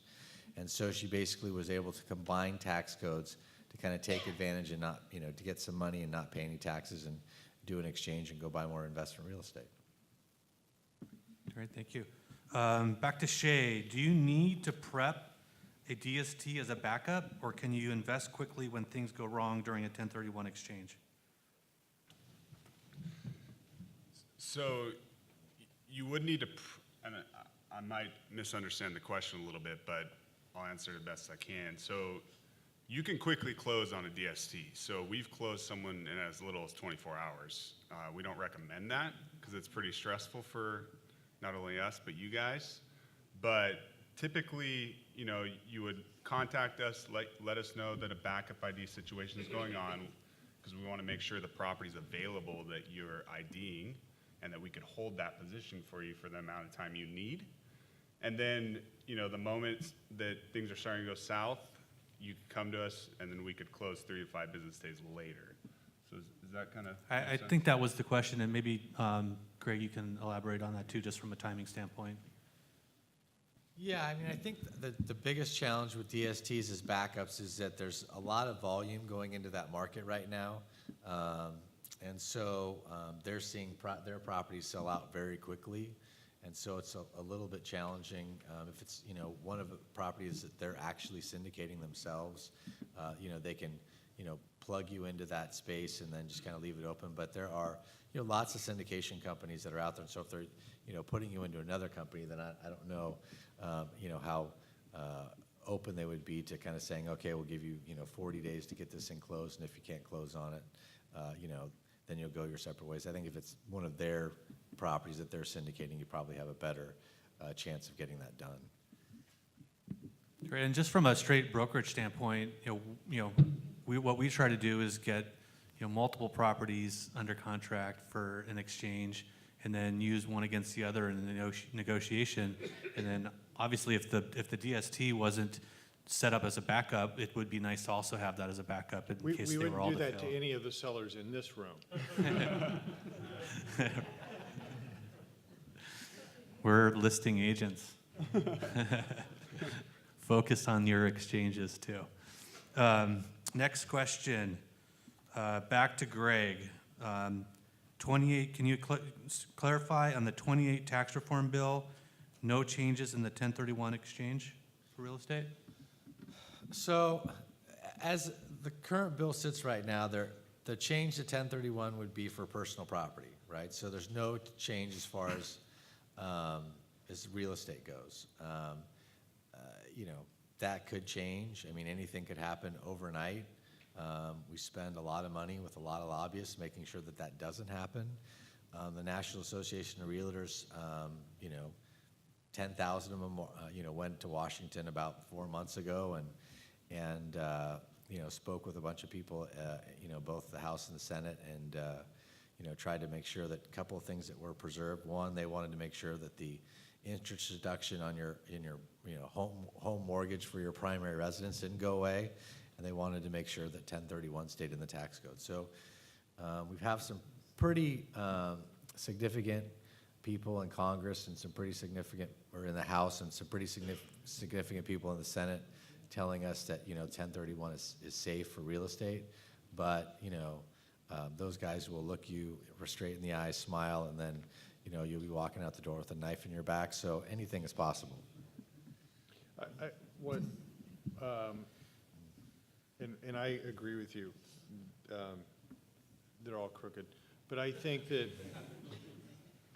one of the concerns that we've had that we're keeping an eye on is once it comes out of the Senate, which is that next week that they're saying is going to come out of the Senate, are they going to adjust it so that the like-kind exchange in real estate has to be an apartment building for an apartment building, or a retail for retail. And we haven't seen anything that leads us to believe that, but I didn't know Yes. if you had heard anything on that at all. So, one of the big things that you kind of a sticking point that you can talk to, Congress about is farmers. Anytime anything goes up, you just yell at the farmers.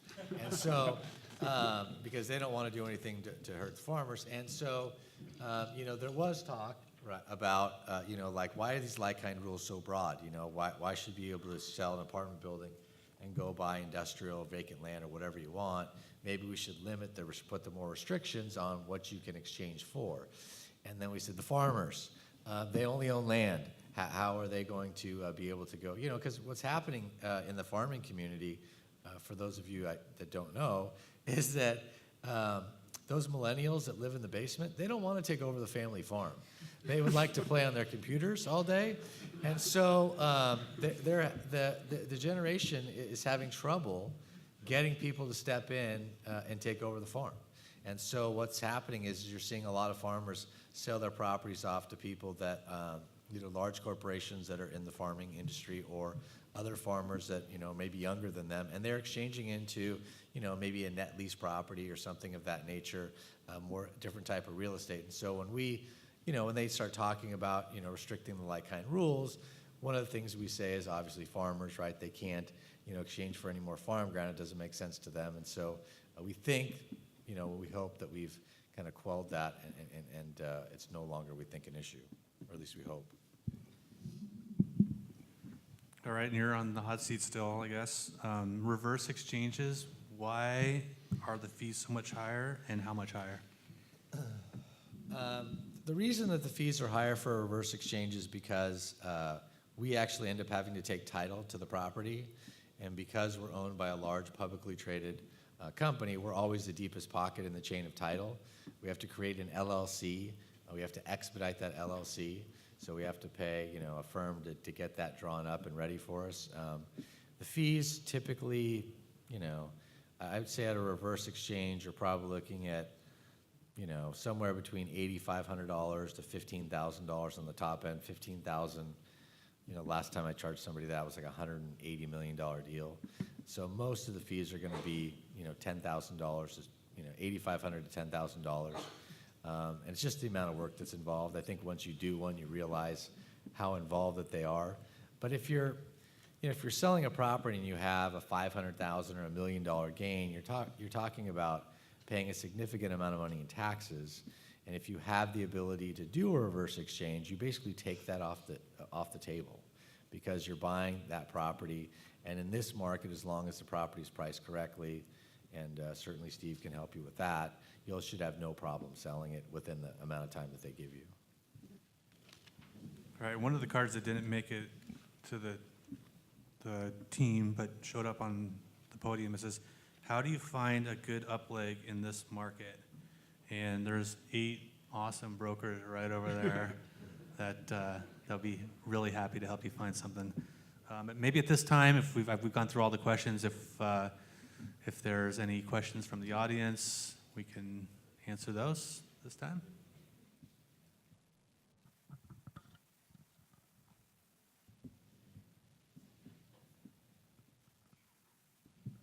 This is for Greg from IPX. I understand that you have perfected the guaranteed signature, which allows the entire transaction to be electronic, so that you eliminate the paper exchange. Is that correct? And can you elaborate on that a little bit?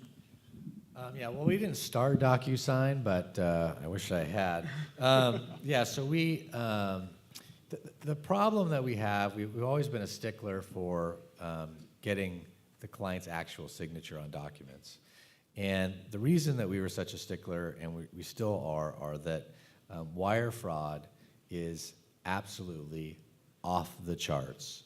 Our company is wholly owned by Fidelity National Financial. We're the largest title insurance company in the country. We have 100 fraud wire attempts every week through escrow. So we do allow our clients to DocuSign documents. We actually, it's not the same process that you'll find like from a broker. We actually send you a code that allows you to log into our system. Also, when you send wires from us, we do things very quickly, but we are going to call you and we're going to verify that you actually sent us these instructions and these are the correct wiring instructions.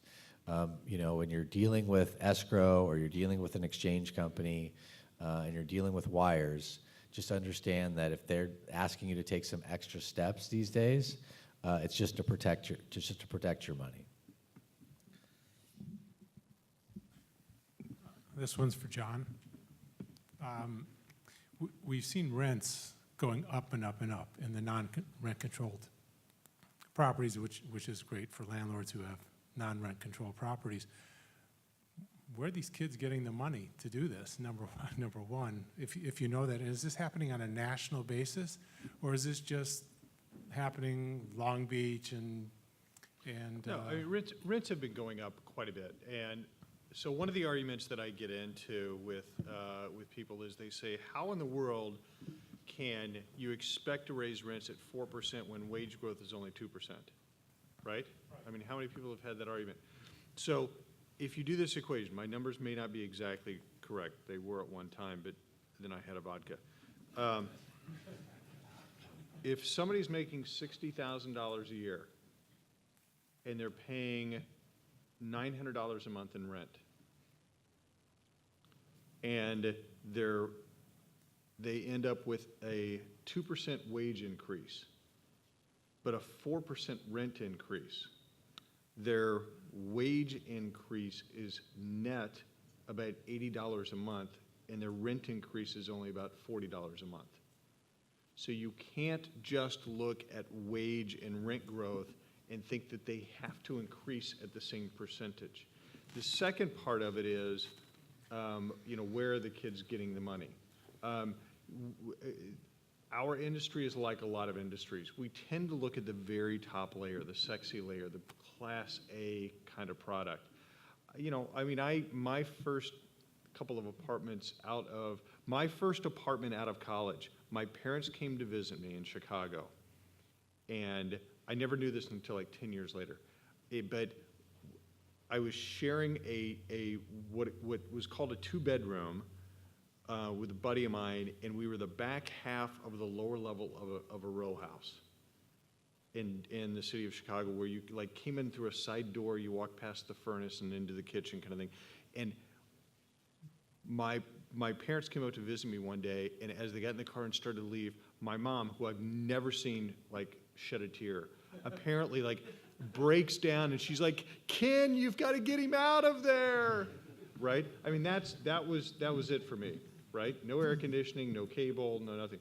I do think that what's interesting is part of this, as somebody who's got a couple of teenagers, their perspective, their definition of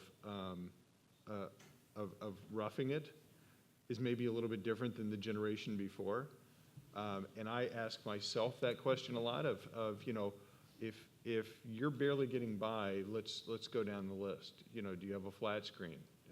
Do you have, you know, do you have the NFL package on the cable, right? Do you have the brand new iPhone? And some of those things also come into play as well. But I do think as I travel around, as I look at a lot of B quality product, a lot of it is millennial generation and kind of working their way up through the ranks.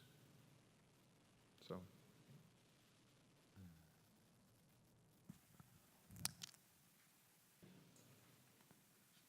Anybody else have any questions? That's kind of cool how they keep alternating back and forth across the room to keep you running. This one's for Greg on the tax reform. I heard about some changes that they're planning on depreciable improvements to properties, the ability to make to expense it in the first year. Would that be the case, say, if you put in new windows, retrofit windows, or, you know, roof job? Would you be able to expense that immediately?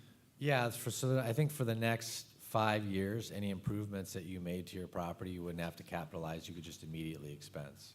So the concept is, over the course of the next 5 years, if you are making improvements to your property, rehabbing them, it's a good time to do it, because if you put a new roof on, you don't have to write it off over a number of years. You can immediately take that on your tax return. So it'd be interesting. I think it'll kind of create a boom, I think, for some of the industries.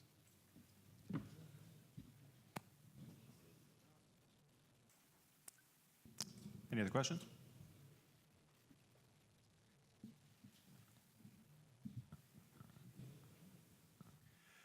Bogie, this is for you. I see interest rates going up over the next 12 months, rents moderating, and the velocity's down. So what's that do to values over the next 12 months? Just come on over here.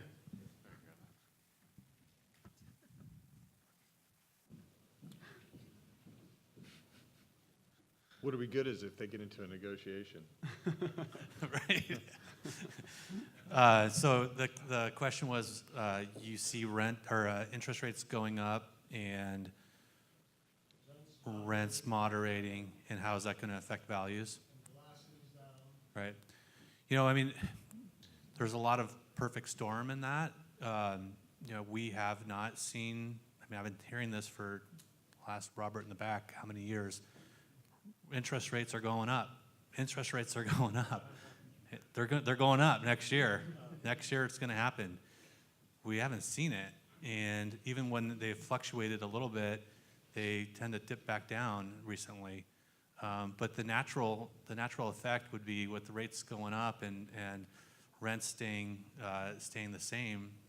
Yeah, we're going to have some reduced NOIs, and it's going to be a little bit more difficult from a pricing standpoint. And like John was talking about earlier, that's when the sellers are still believing that the market is going on the same trajectory that it has been, and the buyers are starting to pull back. And we actually did see it a little bit this year, probably right around March, April, and there was a little bump in rates, and for about 60, 90 days, buyers were negotiating a little bit harder. Due diligence, when offers was a little bit longer. They were trying to get financing, as a contingency in their contracts, and the sellers weren't having it. But slightly, maybe a month or two after that, rates dropped back down, and everything kind of went back to the way it's been the last few years. But naturally, that would have some effect on value. I think here in Southern California, we're not going to see like it dropping, but I definitely see like a stabilizing.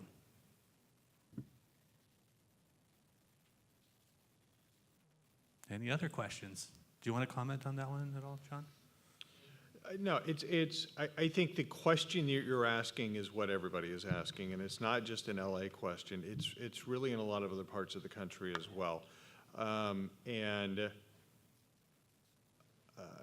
I think that we are actually entering an area. We had the quantitative easing, and now we've got the really the quantitative tightening, or the reduction of as the debt is rolling over, the U.S. Treasury is not buying back nearly as much of it as they have been in the past. And if you take that into consideration, just basic laws of supply and demand, and then who's going to be buying all of that additional debt, you also take into account the fact that every major economy in the world is actually producing positive GDP for the first time. The last quarter they announced that. But most economies are doing fairly well. And what happens is foreign economies have a tendency to buy U.S. debt as a safe haven when there's uncertainty in their own economy. And if they're feeling more strongly about their economy, they're going to be looking to buy U.S. debt because they're going to want to reinvest in their own economy. If you add all of those things up, I'm not saying that we're going to see a 250 basis point rise in the 10-year Treasury over the next year, but I would not be shocked if we had an 80 to 100 basis point rise. 60 basis point rise is very easy to conceive. And that is happening. You're absolutely right. That is happening at a time where rents are kind of moderating or kind of leveling off. I don't think anybody feels, if you look at the fundamentals, and I spoke of this, talking about the supply and demand, and how new construction is playing out. I think most people feel very strongly about the fundamentals of multifamily, but yeah, you're probably, the thought process you have is one you probably should keep and continue to follow and continue to read on, on what's happening. And like I said, I think we're actually at a point where we're going to see interest rates start to go up a little bit. You heard it again. Any other questions? Oh, there you go. Ask this one for Bogie so we can keep running the mic back and forth. First question's for Greg, and then the second question for John. And Greg, if you want to answer that, that's fine too. The first question is, you mentioned about the tax reform. I wanted to know if you had any input on insight about not being able to deduct the property tax. And then also, if we see that go through where you're paying federal tax on the property taxes as well as the state income, on the high tax states, we might see a lot of retirees say, I'm out, and maybe downsize their McMansions. And then will we see people retire to multifamily, maybe in retirement areas or in bigger city areas? So will we see a melt up in the demand in the multifamily because of that as a default from the new tax laws? So we didn't have a lot of input on obviously the state. My president of the company is from Chicago, so he is not in a straight, obviously California and New York are the two states that are obviously going to be hurt the worst by it. And Texas also has fairly high rates there as well. So we didn't, we did not get involved in that discussion. We don't know that, California is not real big on us not paying taxes based on, we just hike gas prices, and the Lord knows what else they're going to tax us on more here soon. So I don't know that they're going to fight really that hard about it. I think that you make a very good point about retirees. In fact, I was watching a presentation a week ago or 2 weeks ago. It was actually in downtown LA. Hassam, who is the CEO of Marks and Millichap, was talking about they're seeing a fair number of retirees actually move into, I don't know if it was Class A or Class B apartment buildings because they, can't really manage, the maintenance on the house. So I mean, I think John could probably talk to more about that. Yeah, actually, it's not only that they can't manage, it's they just don't want to. So you have a lot of retirees. Actually, they're not retirees; they're empty nesters.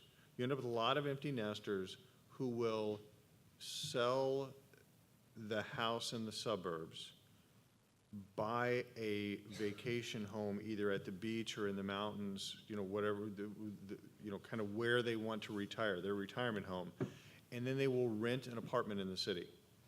And move out of the suburbs, move back to the urban area. I was having dinner with a large developer in Boston a couple of months ago, and he was talking about a new, very high-end A+ apartment deal in the kind of the South Boston neighborhood. And it was a conversation that he and I were having, and I asked him, who's renting? Is it the millennials? And he was like, oh, no, it's all, he said, my biggest client is the empty nester because they're 55, 57 years old, but they still want to work another 10 years or 12 years. They're not ready to go play shuffleboard, but they don't want to, they don't want to be tied down. They don't want the mortgage paid. They just want the apartment, and they want that urban lifestyle again. And I had almost an identical conversation with a developer in Seattle probably within a couple of weeks of that. So I think that's what you're seeing on that Class A. You had made a comment about the millennials affording that. Millennials, a lot of this A+ stuff that millennials can't afford, and that's why I referred earlier to the Class A tenant is primarily a renter by choice.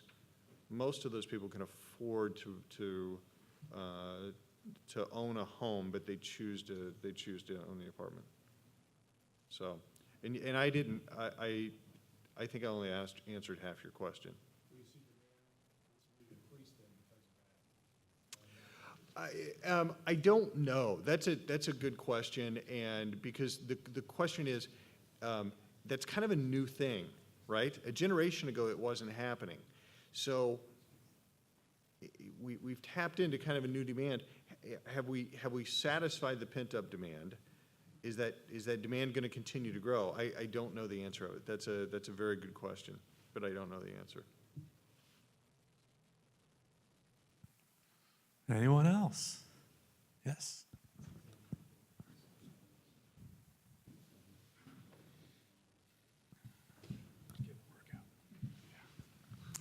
This might be a question to Bogie. We keep purchasing apartment building past 3.5 years, and mainly beach cities. We also asset manage it. The rental property, the rents in the beach cities skyrocket high. We benefit on that too. But I'm a little bit concerned about next year, gonna be a little level down.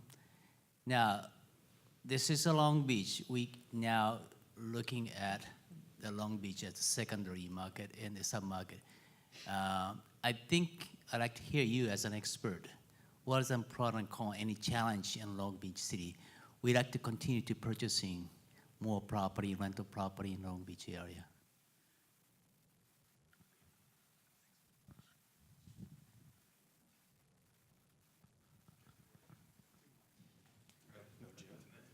Getting the workout in. So you're saying that this is where he gets to go back and forth. You're saying that, so you guys own in the beach cities and are looking at the Long Beach market now is where you guys want to acquire. This would be a perfect example of what John was talking about in terms of chasing yield. So maybe it's not moving to the Midwest from California, but certainly trying to get those same returns that you've been getting over the years in the beach cities, now moving into Long Beach. So yeah, Long Beach has been an area that rents have been going up tremendously in the last few years. I still think there's still quite a bit of growth in Long Beach.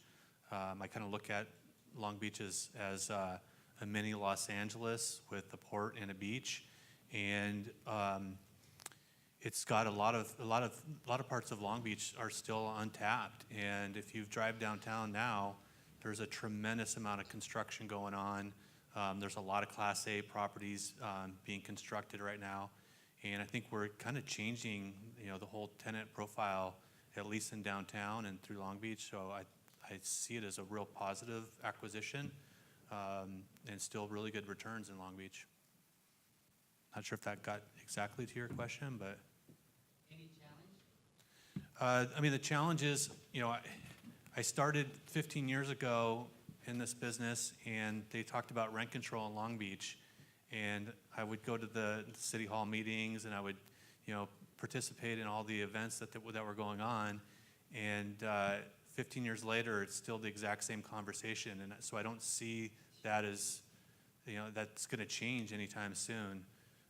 In the past year, there's been a lot more publicity about it, but it's been the apartment building owners that have actually created that publicity, and not necessarily, the tenant advocates.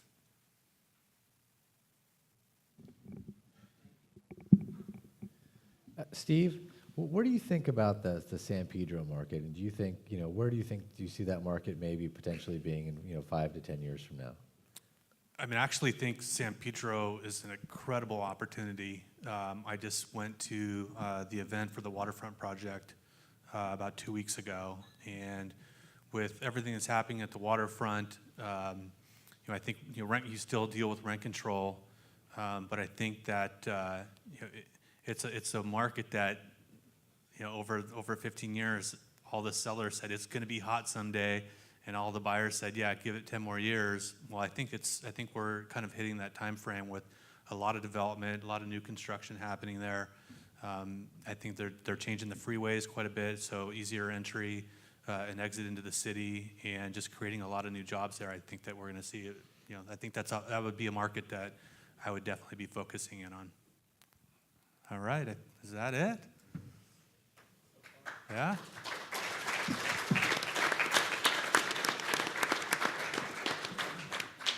Before we wrap up, I just want to say thank you to everybody. We do this for our clients on a regular basis, where we do analysis of their properties, opinion of value, and I always, as a joke, I always say that you go see your dentist twice a year, get your checkup, and you go see your CPA once a year, and you get your checkup, and your estate planning attorney, and you get make sure your trust is all set up properly. But when was the last time you saw your real estate broker? So we'd love to get together with you guys and do analysis of the properties, and really just figure out what it could be sold for now. But it's not so that you guys can go just put your property on the market. It's really just to give you guys advice on what's happening, where the value's at, how much equity you have in the real estate, and is there options for you guys? A lot of times, probably more often than not, it's to hold. But there may be refinance options. There may be exchange options. A lot of it just depends on what's happening in your life too. And I tend to tell people, a great time to get your analysis done is sometime between, the New Year's and when you see your CPA. A lot of times your CPA's got input on what you're doing with your finances. So if you guys want to get some analysis done, we're happy to do that for you. And more importantly, what we've been doing is your return on equity. And here's an example of something what this would look like. So we determine the value. We've got your rent comps, your sales comps. We show you what everything looks like. And then we look at your equity and what kind of return you're getting on it. And then we give you examples. In this particular example, we've got one exchange from a multifamily into another multifamily, an exchange from a multi into a couple different triple net lease options, or lastly, exchanging into a DST. And so you can just look, on black and white, is there an opportunity for me to make more money? Is there obstacles there, and how to overcome them? So it's a great tool for us and tool for you guys to understand where things stand with your property and what you might be able to do for it. And we were happy to do that for you guys.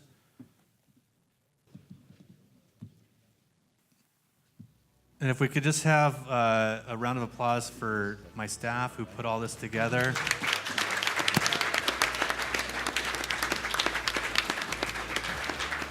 Appreciate all the hard work. And they'll be out in the lobby there. There's some handouts from each one of the panelists and myself.